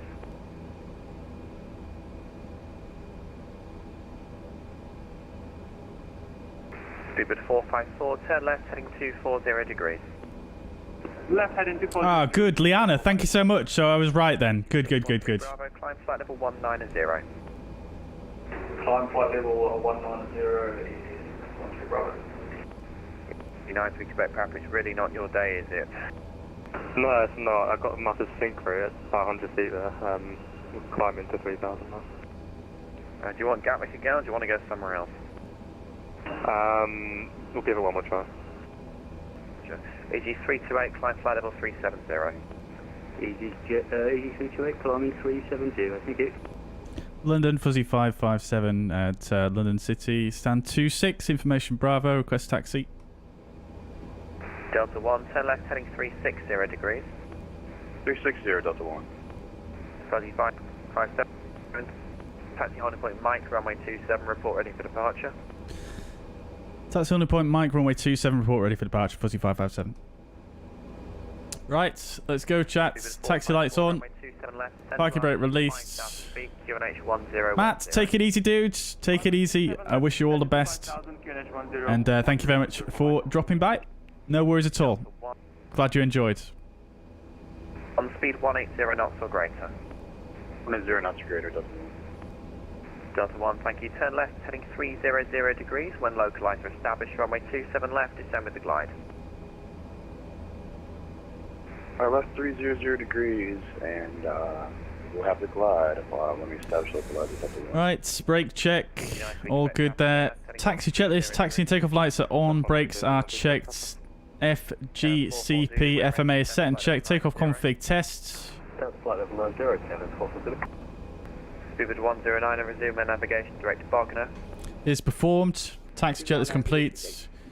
Before takeoff, takeoff briefing is performed. Gust lock off. Flight controls are checked. Transponder TCAS is checked. Booth function is not required. Airflow is normal. Cabin crew are advised. When ready, descend flight level 90, level by landboard. Engine bleeds are off. External lights are on. Lateral flight director bar and rudder cam will center as we enter the runway. Turn left heading 350 degrees. We can manually delete the pack faults. Speedbird 454, turn right, heading 250 degrees. When localized or established, runway 27 left, descend with the glide. Heading 250 and descending on the glide path when established. Speedbird 454. Air India 112, holding Alpha 3. Air India 112, Alpha 3, clip takeoff 27 right, the wind's at Heathrow 260 at 8. Air India 112, clip takeoff 27 right. Gulfing with Foxtrot, clip takeoff 26 left, wind's 220 at 3. Clip takeoff 26 left, copying the Foxtrot. Right now, 9 Lima Delta, after begin route direct Babbitt. Alright, Mike is the last one here, as we briefed. Negative, Ryanair 9 Lima Delta, after begin direct Babbitt. After begin route direct Babbitt, Ryanair 9 Lima Delta.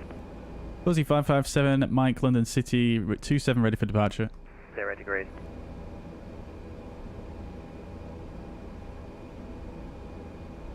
Lufthansa 274, runway 27 left, turn left, heading 240 degrees. 240 degrees, Lufthansa 274. Logan 235, descend to altitude 4,000 feet. Descend 4,000, Logan Air 235. EG93 Quebec, Papa, turn left, heading 080 degrees, speed 220 knots. 0, speed 220 knots, take back, Papa. Cannon 44 Zulu, speed 220 knots. Leon, take it easy, dudes. Speed 220 down to 80, KLM 440. Fuzzy 557 at Mike, London City, ready for departure. EG613 Bravo, direct Bravo, Papa Kilo. Direct to Bravo, Papa Kilo. EG613 Bravo. Fuzzy 557, runway 27, clear for takeoff, maintain 3000, winds 260 degrees, 8 knots. 27 clear for takeoff, maintain 3000, Fuzzy 557. Alright, we're clear for takeoff, chat. Strobe lights on, landing lights on. Greater until 4 DME. 60 knots or greater until 40 DME. Lufthansa 274, descend to altitude 6,000 feet, Heathrow QNH 1010. Photocro Max, take it easy, dudes. Thank you very much for dropping in, as ever.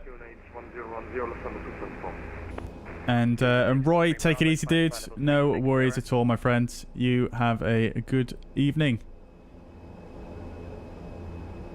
Alright.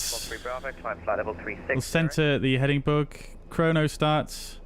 Let's go, chats. Shanix 67 Delta Yankee, Unicom 122. A little bit of wind from the right. Unicom 128, Shanix 67 Delta Yankee, yes, bye. EG613 Bravo, climb flight. ATPCS is armed.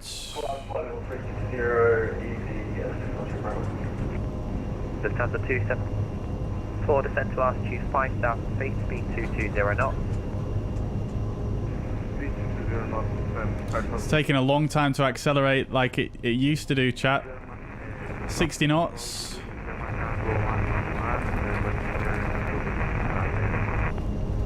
Station calling, you're probably not in my airspace. You sound like you're a very long way away. Cannon 44 Zulu, turn left heading 090 degrees. Left 090, KLM 44 Zulu. Speedbird Alpha 42 passing out, climb out to 6,000. Oh no, chat. Please don't hit the crane. Yeah, I think that bug happened, chat. I think that bug happened. Right, positive rate gear up. Delta 1, clear to land 27 left, winds at Heathrow 220 degrees 8 knots. Hold on, 27 left, Delta 1 Speedbird 440 kilo, Zulu landing 26 left, no delay. Look at this view, though. Speedbird 109, landing 26 left, no delay. Yes, chat, I realise I definitely should have rejected there, but that was a bug. Speedbird 442 kilo. Speedbird 442 kilo, taxi Alpha, hold Alpha 3. Alpha, able Alpha 5. Roger, hold Alpha 5. Hold Alpha 5, Speedbird 442 kilo. Emirates 9820, descend flight level 160. Flight level 160, Emirates 9820. Air India 112, report you passing altitude, climb now, flight level 150. India passing 5 climb flight level 150. Look at this view, though, chat. This is amazingly good. Runway 27, left, descend the glide. Confirm your speed 220 knots. Yeah, we have an extra problem with the autopilot. Call you back. Thunder 274, roger. If you're not able to control your aircraft, please log off. Easy 613 Bravo, Marty Unicom, 122.8, bye. Monica, multi-uniform, 122.8, easy 613 Bravo, thanks. Cheers, bye. Easy 93 Quebec, Papa, turn left. Right, acceleration altitude. We should hear the props throttle up now. There we go. So that's the bug I'm talking about right there. Shot climb now, flight level 190. 190, Golf Public Foxtrot. Air India 112, flight heading... AP is in, acceleration altitude. Flight heading 140. Emirates 9820. We'll go vertical speed 1000. Flaps up. Speed is checked. Speedbird 454, speed 160. After takeoff checklist, landing gear is up. Flaps are 0. Power management is climb. Engine bleeds.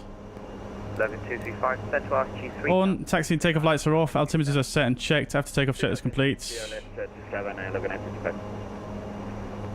Fuzzy 557, report passing altitude, climb now to altitude 6,000 feet. Passing altitude 2,600. Climb now at flight level 7,000 feet. Fuzzy 557. 6,000. Climb altitude 6,000. Fuzzy 557. KLM 440, descend to altitude 4,000 feet. Gatwick QNH 1010. Down to 4,000, QNH 1010, KLM 440. Alright, indicated airspeed 6,000 is in. Runner 9 Lima Delta, when ready, descend flight level 230 level by Babic. Good. Alright. Lufthansa 274, reduce speed 1. Hi Cloud, I did not forget to set takeoff data. Now. Can you call again? Lufthansa 274, reduce speed now, 160 knots or less. I have to deselect approach speeds. Because it's getting to the point where I'm going to have to send you around, so you're going to crash. It's not in... Oh.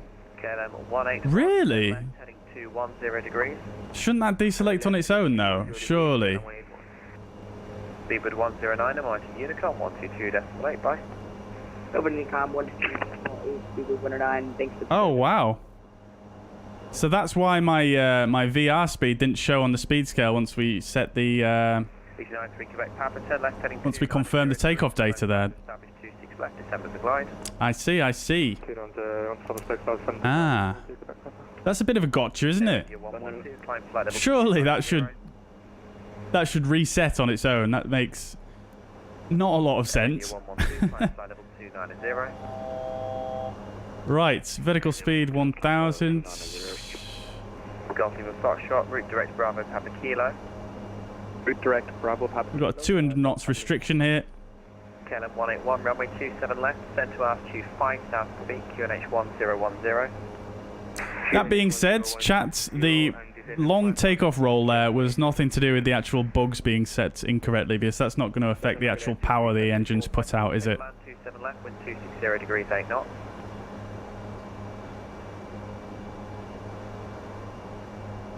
Speedbird 454, cleared land 27 left, wind 260 degrees, 8 knots. Well, High Cloud, we did actually go through that procedure. We did confirm the takeoff data in the MFD, but obviously it seems to have been stuck on the approach speeds, strangely enough. So that's why the V1 wasn't showing there.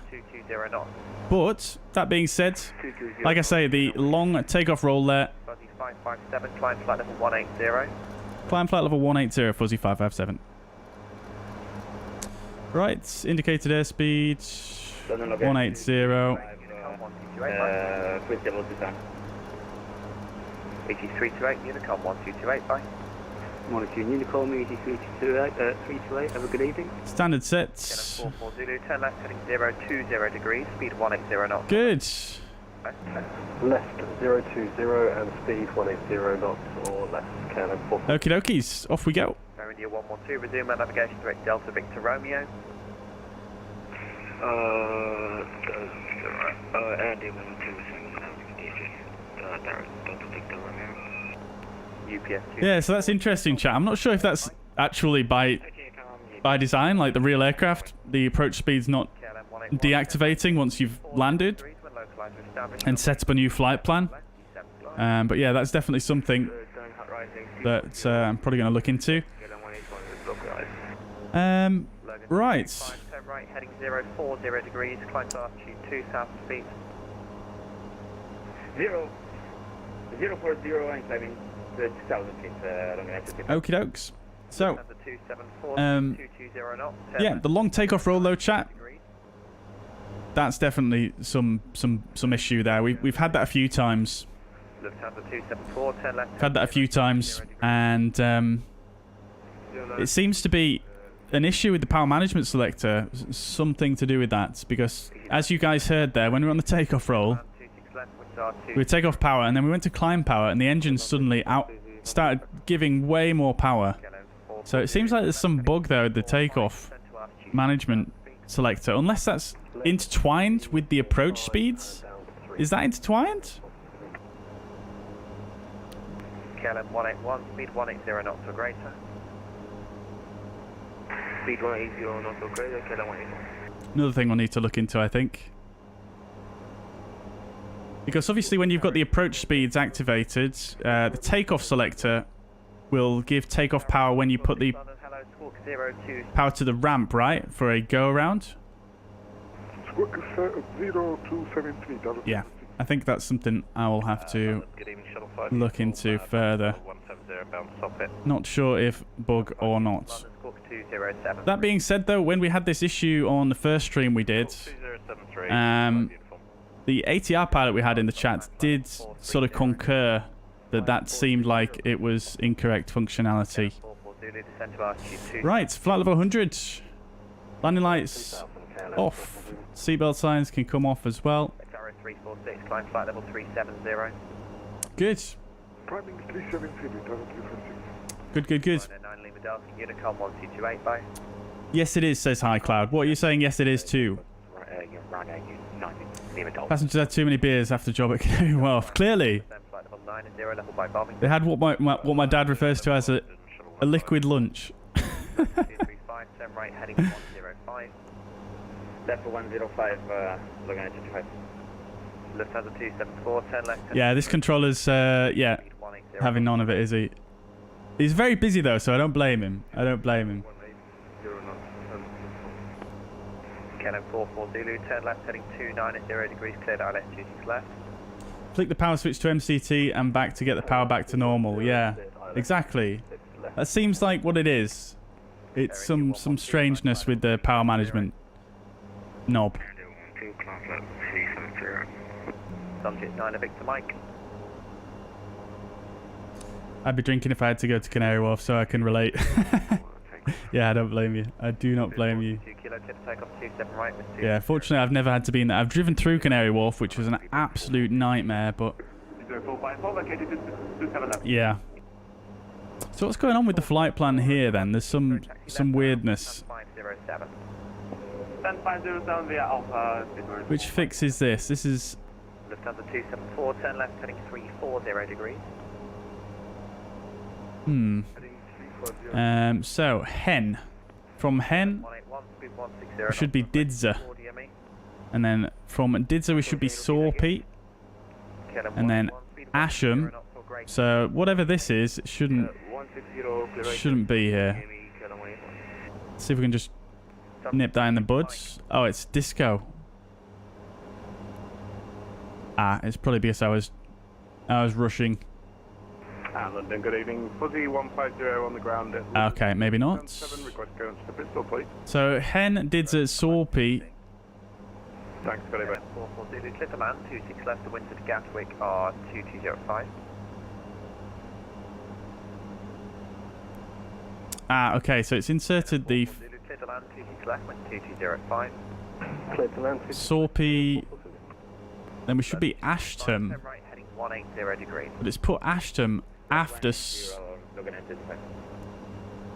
kind of put Sorpy in a couple of times there, so... Lima stand 113. Quebec Lima 113, can I see exactly the fix? And it's put Ictum in. Lufthansa 274, turn left heading 300 degrees, descend to altitude 3000 feet. Clear So it should be Ictum, Sorpy, Ashton.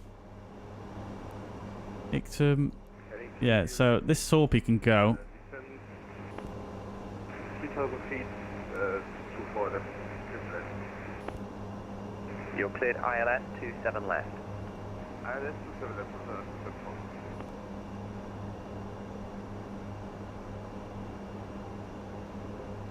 Golf Lima Fox, Mighty Unicom 122.8, bye. Over Unicom, thanks for your... Oh, okay. Yeah, I see what it is. Turn right heading Ictum shouldn't be there either. ILS runway 2. There we go. Sorted. Lovely. Good. Great. 181, clear to land 27 left, the wind 260. So we'll probably get past the Unicom before we actually get to our top of descent here. Top tip 9 Victor Mike, London. Good, good, good. After turnaround, you have to manually deselect your approach speed, then start in hotel mode, and after that you can set takeoff data. You don't need to start in hotel mode to set the takeoff data, High Cloud. That being said, manually deselecting your approach speed is, yeah, I didn't do that, but yeah, I guess it's just not an intuitive thing to do, is it, I suppose? But you would have thought when you put in a new flight plan and confirmed takeoff data again, it should deselect them for you. So is that accurate to the real aircraft then, having to manually deselect your approach speed? Say again, please, Tower 346. Tower 346, route direct to Conan. Direct to Conan, Tower 346. Logan 235, clear to land, runway 27, the wind at city variable 2 knots.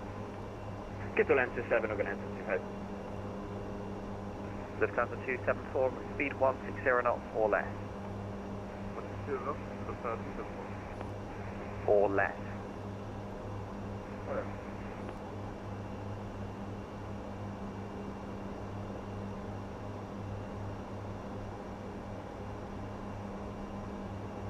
Speedbird 442 kilo, fly heading 350 degrees, climb flight level 150. Right. So, Skorgasmic, surely you can answer that one regarding the deselecting the approach speeds. Direct Sorpy, Fuzzy 557. Yeah, so Skorgasmic, you're writing the manual or a manual for this aircraft. Surely, have you come across that yet regarding the deselecting approach speeds? 580, show 5 uniform.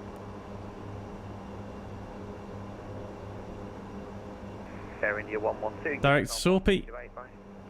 India 112, uniform 122.8, bye-bye.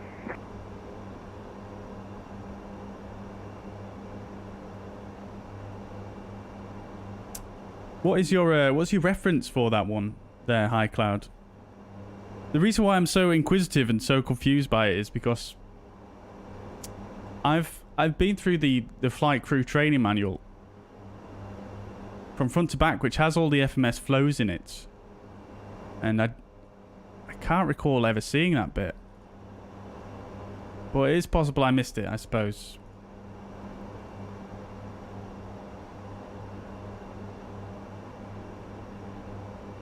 Speedbird 442 kilo, turn right, heading 010 degrees. Turn right, heading 010 degrees, Speedbird 442 kilo. KLM 44 Zulu, welcome to Gatwick, taxi via 08 left and Quebec, hold short Lima. Taxi via 08 left, Quebec, hold short Lima, KLM 442.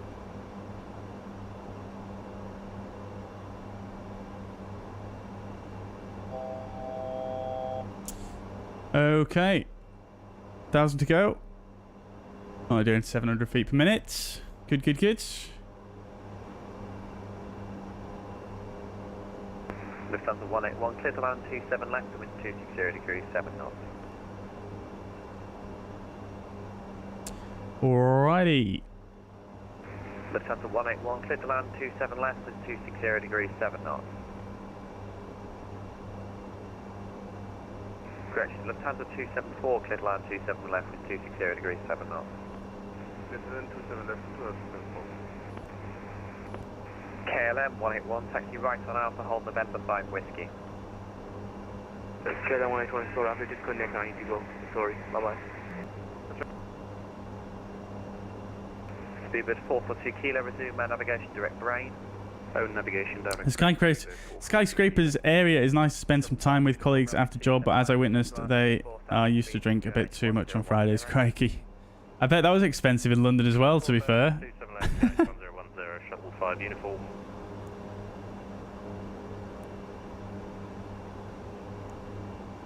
Okie dokies. So, transition altitude at Bristol is going to be a bit lower. Or maybe not. No 80s though. Flight level 230, Speedbird 442 kilo. We'll go for 7,000 just because that's a guess. I'm not sure if this guy's going to hand us over or not. It sounds like he may not, but he may still.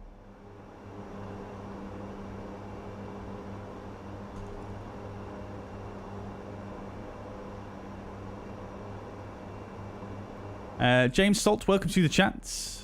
What do I use my iPad for? Oh, I didn't even realise I still had this camera on. iPad is used for just basically for controlling the stream and yeah, controlling the scenes for the stream. Basically, that's all.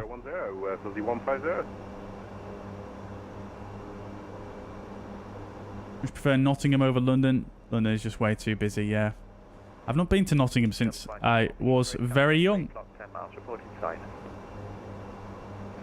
Field in sight, shuttle 5 uniform. Shuttle 5 uniform, clear visual approach 27 left, report final. Clear visual 27 left, Wilco, shuttle 5 uniform.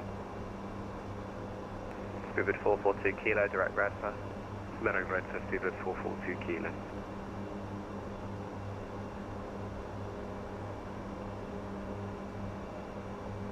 Lufthansa 274, welcome to Heathrow over Cape Wright.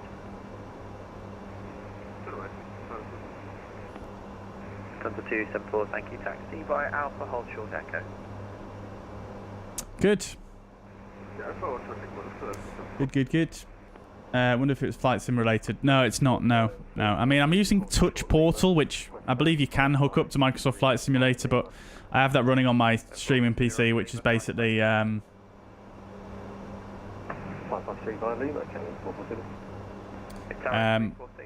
Well, it's obviously not running the sim, so yeah, there's no point in me bothering with that. Fuzzy 557, when ready, descend flight level 100. When ready, descend flight level 100, Fuzzy 557. All stations stand by, I'm going to move to the big sector.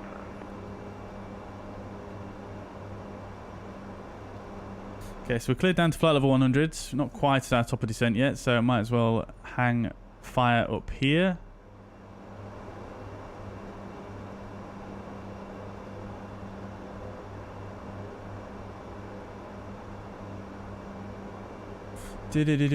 Right, so let's center that heading book. Let's just check on our progress page.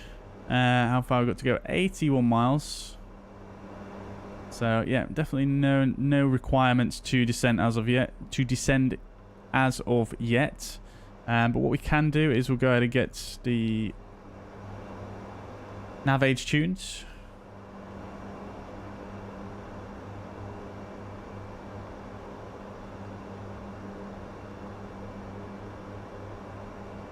So it's going to be a ILS DME 11015.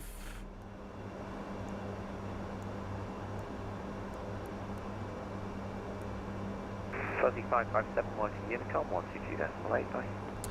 1228 Fuzzy 557, bye bye. And the course set, so that's going to be 267 inbound.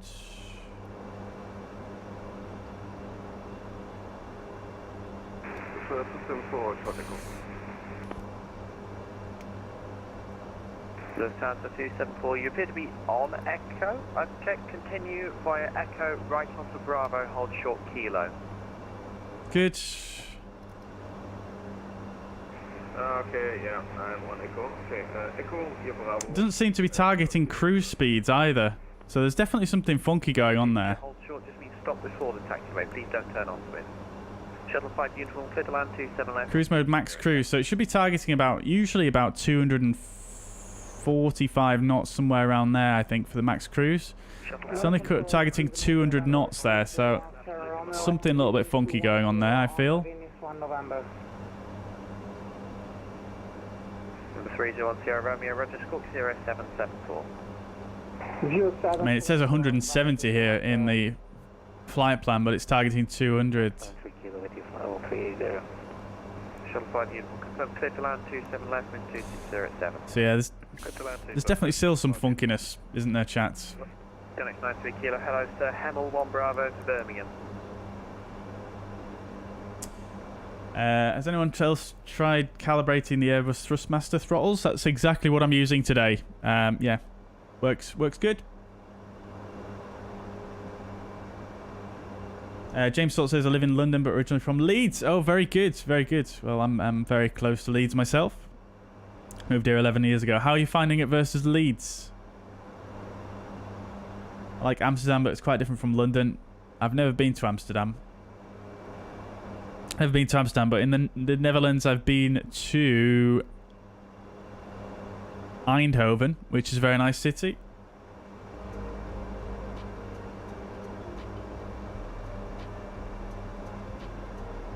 Right, so there is a top of descent here, by the way, chats. But let's just see. It's giving me a bit of a... Don't think we want this Bristol NDB in here, so we'll get rid of that. There we go. That's quite nice, actually. And the top of descent has disappeared now, but it's actually behind us. So let's go ahead and we'll give VNAV descent a try this time, shall we? So we'll go VNAV path and we'll scroll the altitude down. Now it's targeting cruise speeds. Interesting.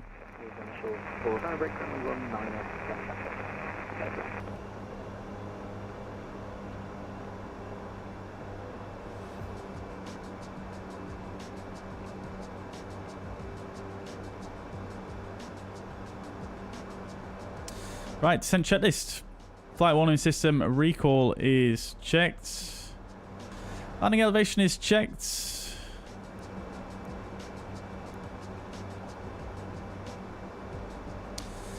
FMS nav performance is set and checked. MDA is going to be 801.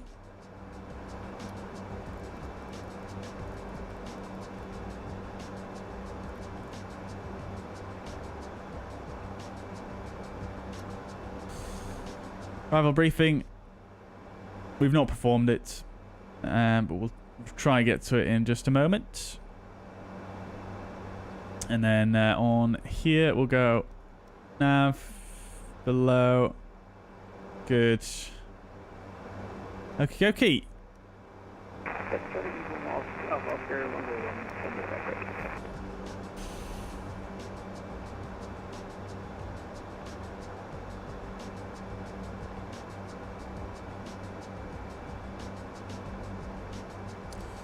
Lovely stuff then, chat. So,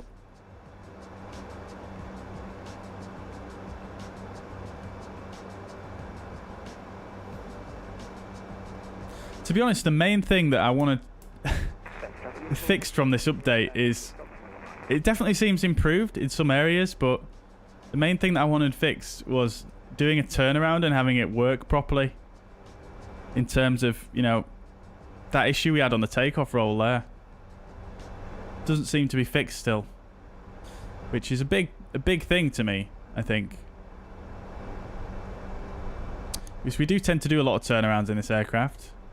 By its very nature, you would, you know, it naturally suits itself to those kind of, you know, couple of leg journeys. Which is quite unfortunate. Really?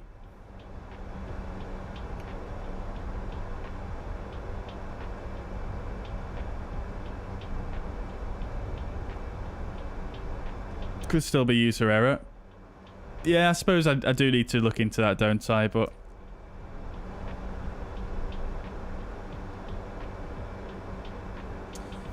yeah, it's worth checking. It's worth checking. That being said, I mean, from what I've read in the flight crew training manual, this power management selector, it's not really intertwined with the FMS as far as I can tell, in terms of the amount of power it will give. I think the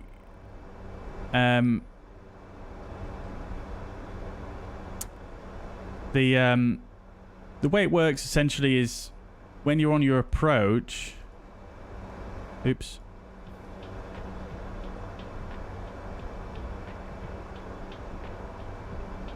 Once you've taken the throttle levers out of the notch, which you will do for any descent in this aircraft. Alright, here we go, flight level 100. Let's keep going down. Get the landing lights on.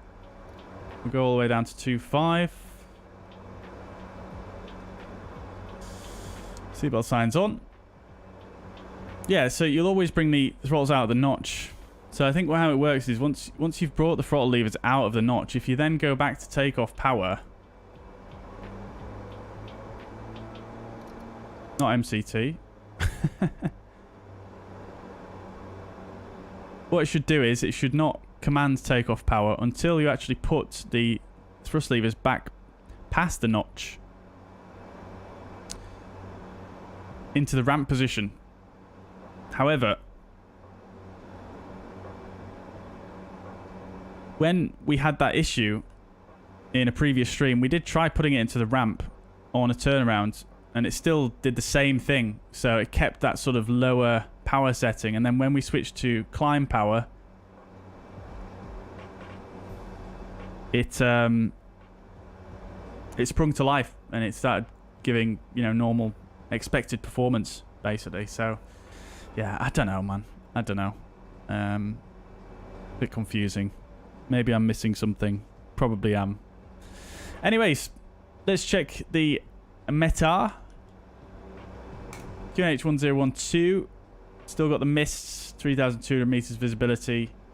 Quite a lot of wind from the west-southwest. So, good. QNH1012. Lovely. So that is set there and there. Approach checklist. Seatbelt signs are on. Landing lights are on. Altimeter set and check. Cabin altitude is checked. Approach checklist complete.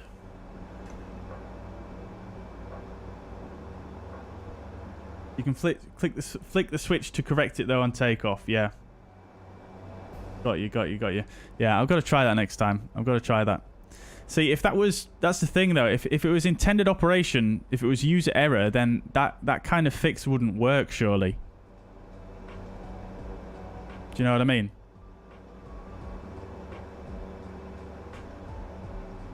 So, yeah. I'm skeptical. Right, okay then, chat. So, let's go now then to heading. We'll go to the Blue Needles.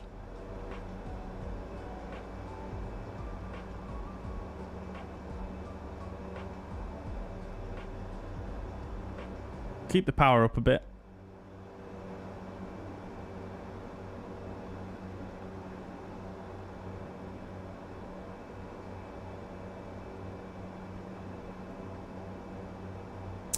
Okie dokie. Looking forward to doing a normal glide slope this time, actually. That was very, very difficult landing last time.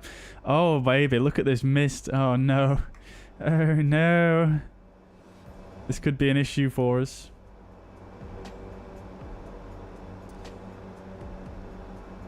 Now then, can we arm the localizer by pressing nav? We can. Good. So we'll do that. We want to capture the localizer first.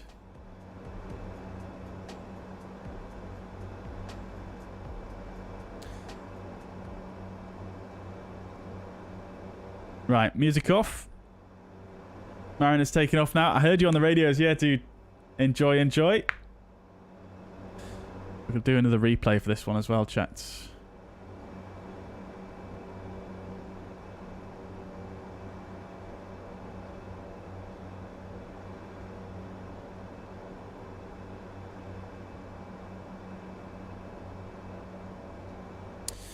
Okie dokies. Approach speeds are activated. See, it does activate on its own. So why does it not deselect on its own? You know what I mean?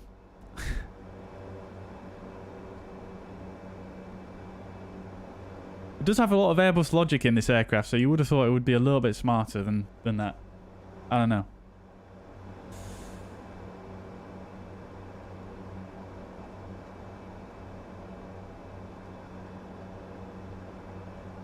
Okie dokies. Glide slope slowly coming up. I feel like this VNAV path is probably going to bring us in a little bit too high here, so I'm just going to go to vertical speed here and just up that descent rate just slightly. Just so we can assure that we do capture that glide slope nicely. We'll go to flaps 15. Speed is checked.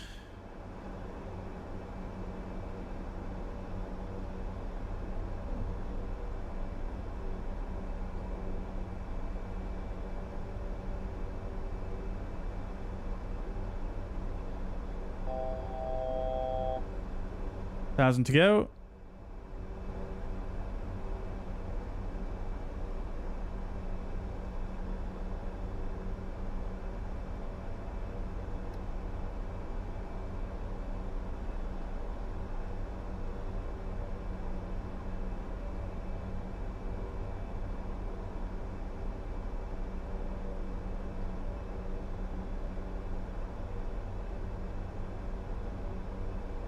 Now, can I wind the altitude selector through my current altitude without it capturing? I can't. Okay.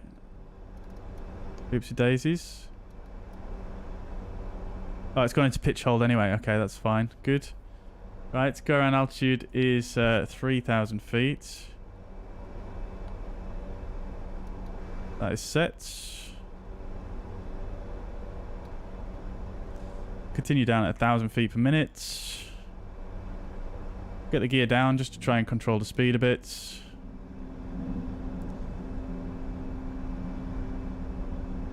Four miles to go. No runway in sight just yet.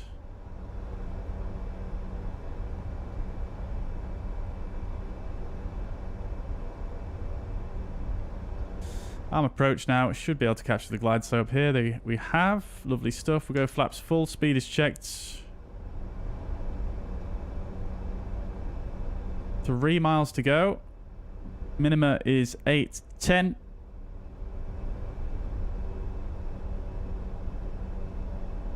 Probably be a good time to put your wing lights on maybe in this kind of weather. Full landing checklist. Cabin crew advised landing gear 3 greens. Flaps 30. Power management takeoff. TLU is checked. Icing AOA not required. External lights are on. Before landing checklist complete. Crikey chat, this is going to be a bit touch and go. 600 feet to go to minimum. I'm sure it was like this one of the last times we landed at Bristol. Oh, we've got dual. We've got FD. So maybe we can do a Cat 2 potentially. I'm not sure. I don't know. Anyway.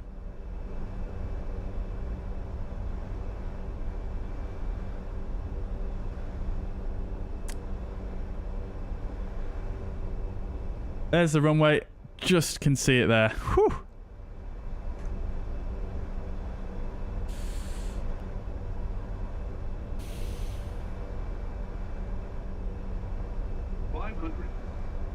Right, let's do this thing, chats. Get the Jordan Prof as well. Approaching minimum. Always seems to balloon a little bit when... Wow, we were quite far off the center line there, weren't we? Always seems to balloon a little bit for some reason when I disconnect. Continue. 100. 50, 40, 30, 20, 10.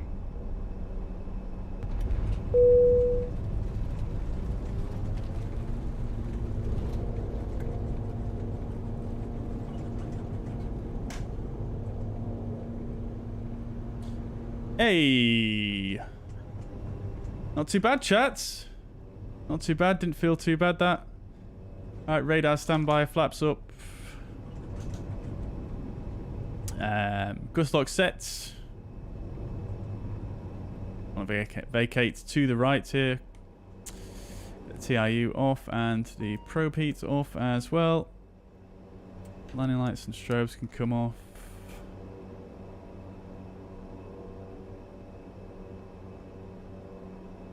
Better than the takeoff? Yeah, definitely was.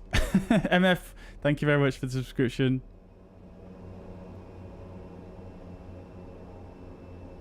Welcome back to Bristol, guys.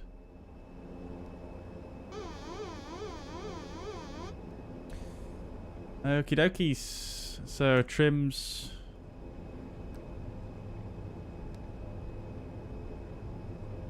Just about reset. I'm not going to fiddle too much with the aileron trim there. Right, radar standby, flight controls are locked, flaps 0, trims are resets, landing and strobe lights are off, anti-ice is off, probes heating is off, TIU is off. Good. Alright then, chat. So, what gate did we start at? Was it... Can't quite remember. Was it 2... Oh, I can't remember.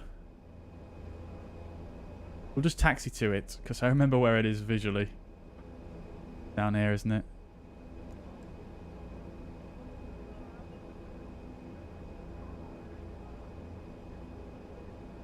I think we might have got a better score on New Sky there, though, chat, but I don't know if it's going to be really telling me off for that sketchy takeoff there or not.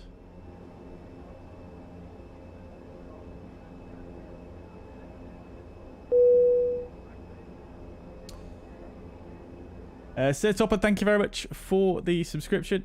Much appreciated. Stan 30, that's the one.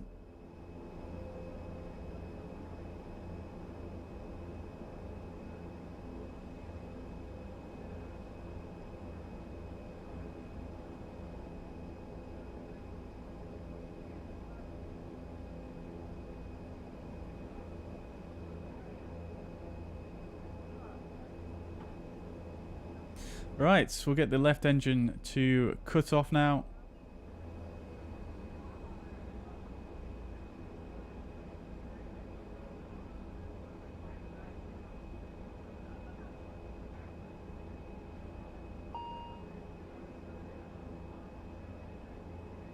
Oh, running out of steam.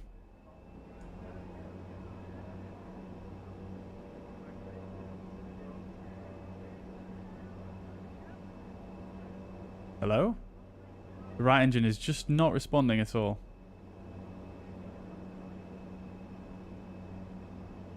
Hardly. Right. That was a very bizarre feeling. Okay, parking brake set. Cool. So, engine 2 to feather. Prop brake on. Beacon light off. Wing light is on. Seatbelt signs can come off. Got the fuel pump off on the left side. Good. Right, alright. Temperature looks like it's doing fine now, which is good to see. Parking checklist, parking brake is engaged, taxi and takeoff lights are off, condition light 2, feather. Beacon light off, transponder. Stand by, seatbelt signs are off. Parking checklist complete. Oh, apparently we're not. Okay. Chocks. Ground power. Main door, tail prop. Cargo door. Good.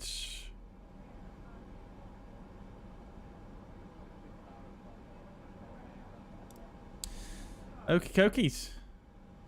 So that's that all done. We've got external power now, so we can go ahead and just put the second engine to the off position, or the fuel shut off position. We'll get the wing light off as well, and the... Have I actually just done that? I have. Okay, good. And then the right fuel pump can come off as well. Lovely jubbly. Okie dokes then, chat. So landing rate predictions in the chat, and then we'll have a quick look at the replays for both of those landings.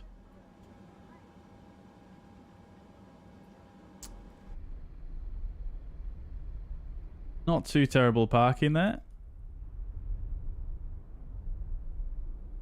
Those wheels not entirely straight, but hey ho.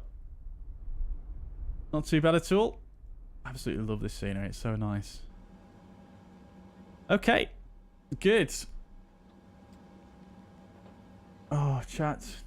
God's sake. I forgot to actually start the flight on New Sky. Are you kidding me? I'm such a nugget. Okay. Never mind. Never mind. Well, at least I was running SimToolkitPro, so we can have a look at the statistics on there, can't we? Salt Flight says, do you chop and change your payware airports on your SSD or just download the lots? Yeah, so I have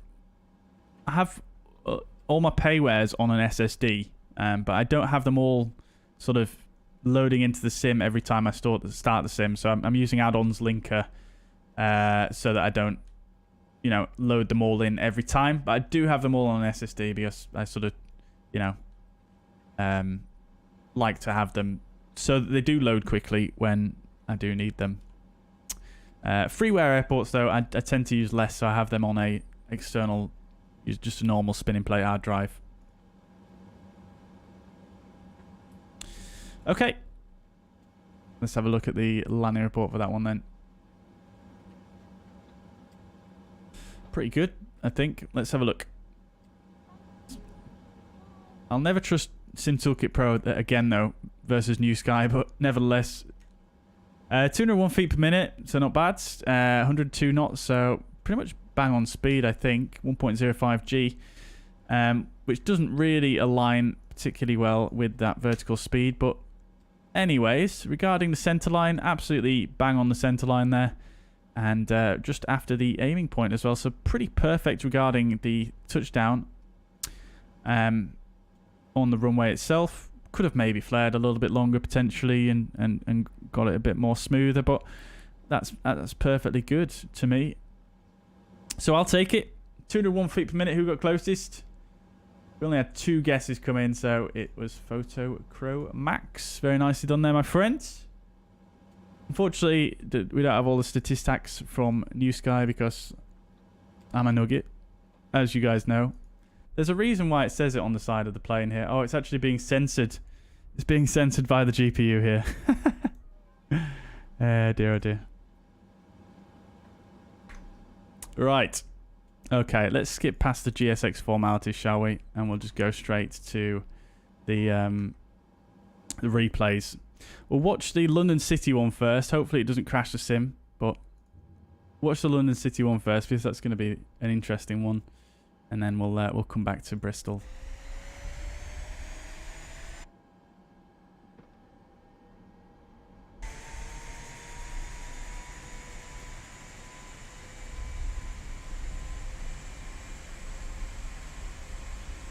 Trim noise is kind of scary.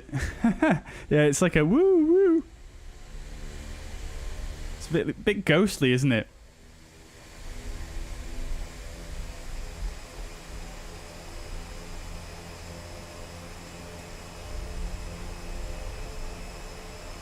Why isn't the second engine starting here? Hello? Panel state?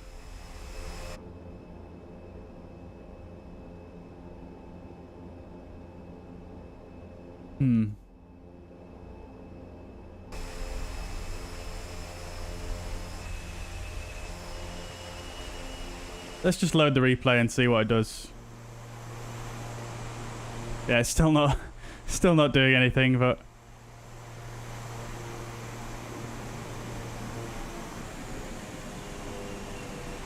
we'll just ignore it.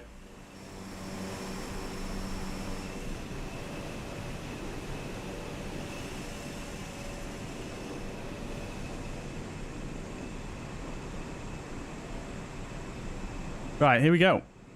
Let's just fast forward for a minute.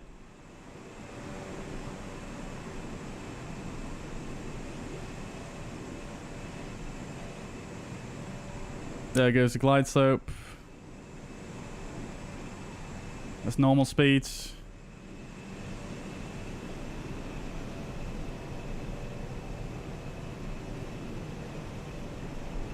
Dave, welcome to the chat. How is the update? Yeah, there's some nice little improvements. Some good nice little... Yeah, it's just a very, very bug-fixy update, isn't it? And there's some bugs that are fixed. And some that I'm not so sure are fixed. But, I mean, it's definitely a better experience. It's definitely a better experience. That's for sure. But there are still a few issues with it. But it does seem... Yeah. A bit more solid, let's say, I think is the right way to put it.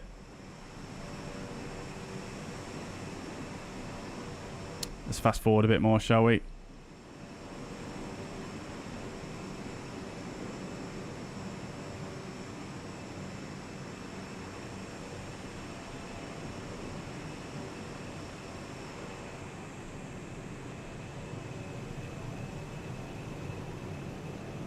All right, here we go.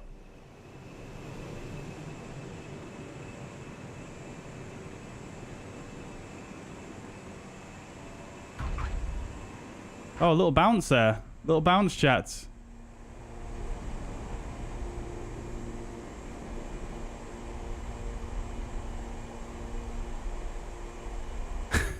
Not the prettiest landing, that, was it?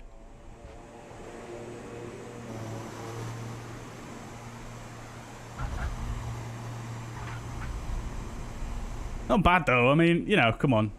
It's London City. It's always going to be a difficult one to land for the first time in an aircraft you've not done it in before. I'll take it. I'll take it. Right, let's just stop there for a second, the replay. See if we can get this left engine rocking and rolling. Sorry, the right engine.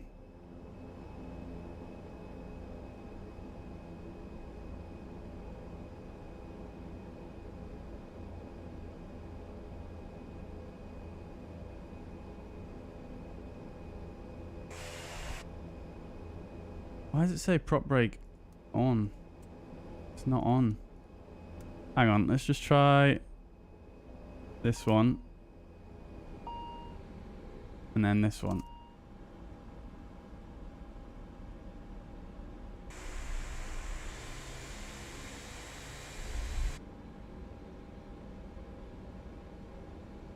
I don't think it's going to do it, is it?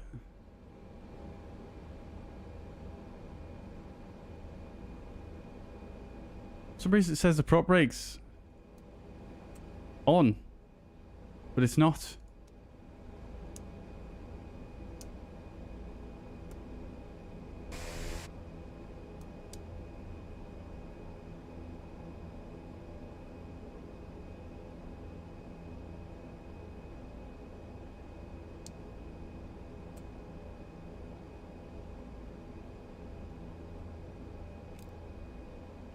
What? I don't know. Let's go to Bristol. Terrain ahead. Pull up.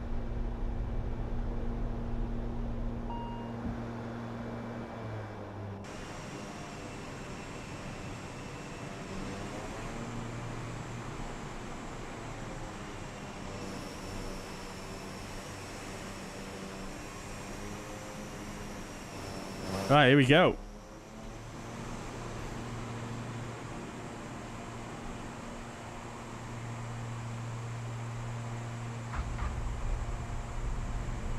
That was much nicer, wasn't it?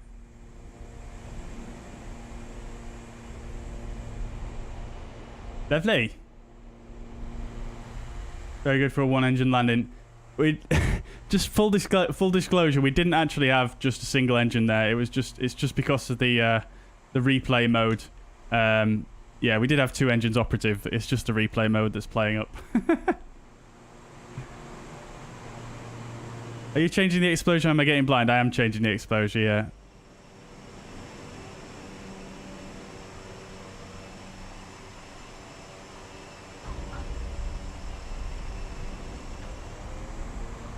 Oh, you know, okay, fine. Good. I'd not seen you spoke in the chat until now, so I didn't know whether you just joined and that's what you thought.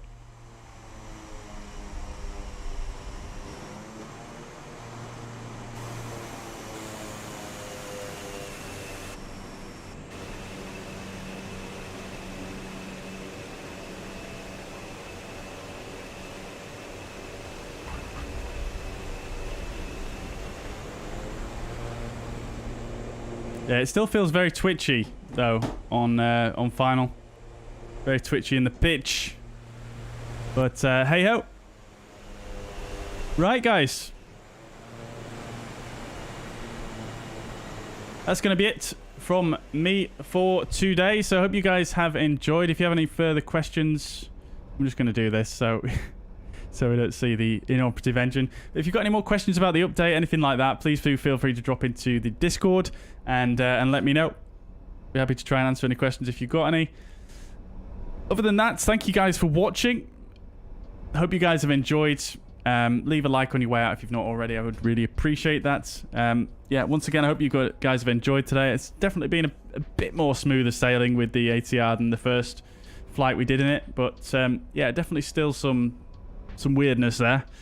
But again, it could be my own weirdness that's exacerbating that. But yeah, some things to look into definitely, but there's definitely still some things that weren't fixed that I would have liked to have seen fixed. But nevertheless, guys, we're going to be flying again on Friday. We're back in the PMDG 737. Really looking forward to that. Haven't flown it in a while, so yeah, very much looking forward to that one. And then on Sunday we'll be back in the flybywire A32NX, where we're going to be flying a bit of a Norwegian. We're going to be flying some Scandinavian routes between Oslo and Alisund. So guys, hope you have a fantastic evening. I hope you enjoy the rest of your week. Thank you very much for tuning in. I'll catch you in the next one. Bye for now.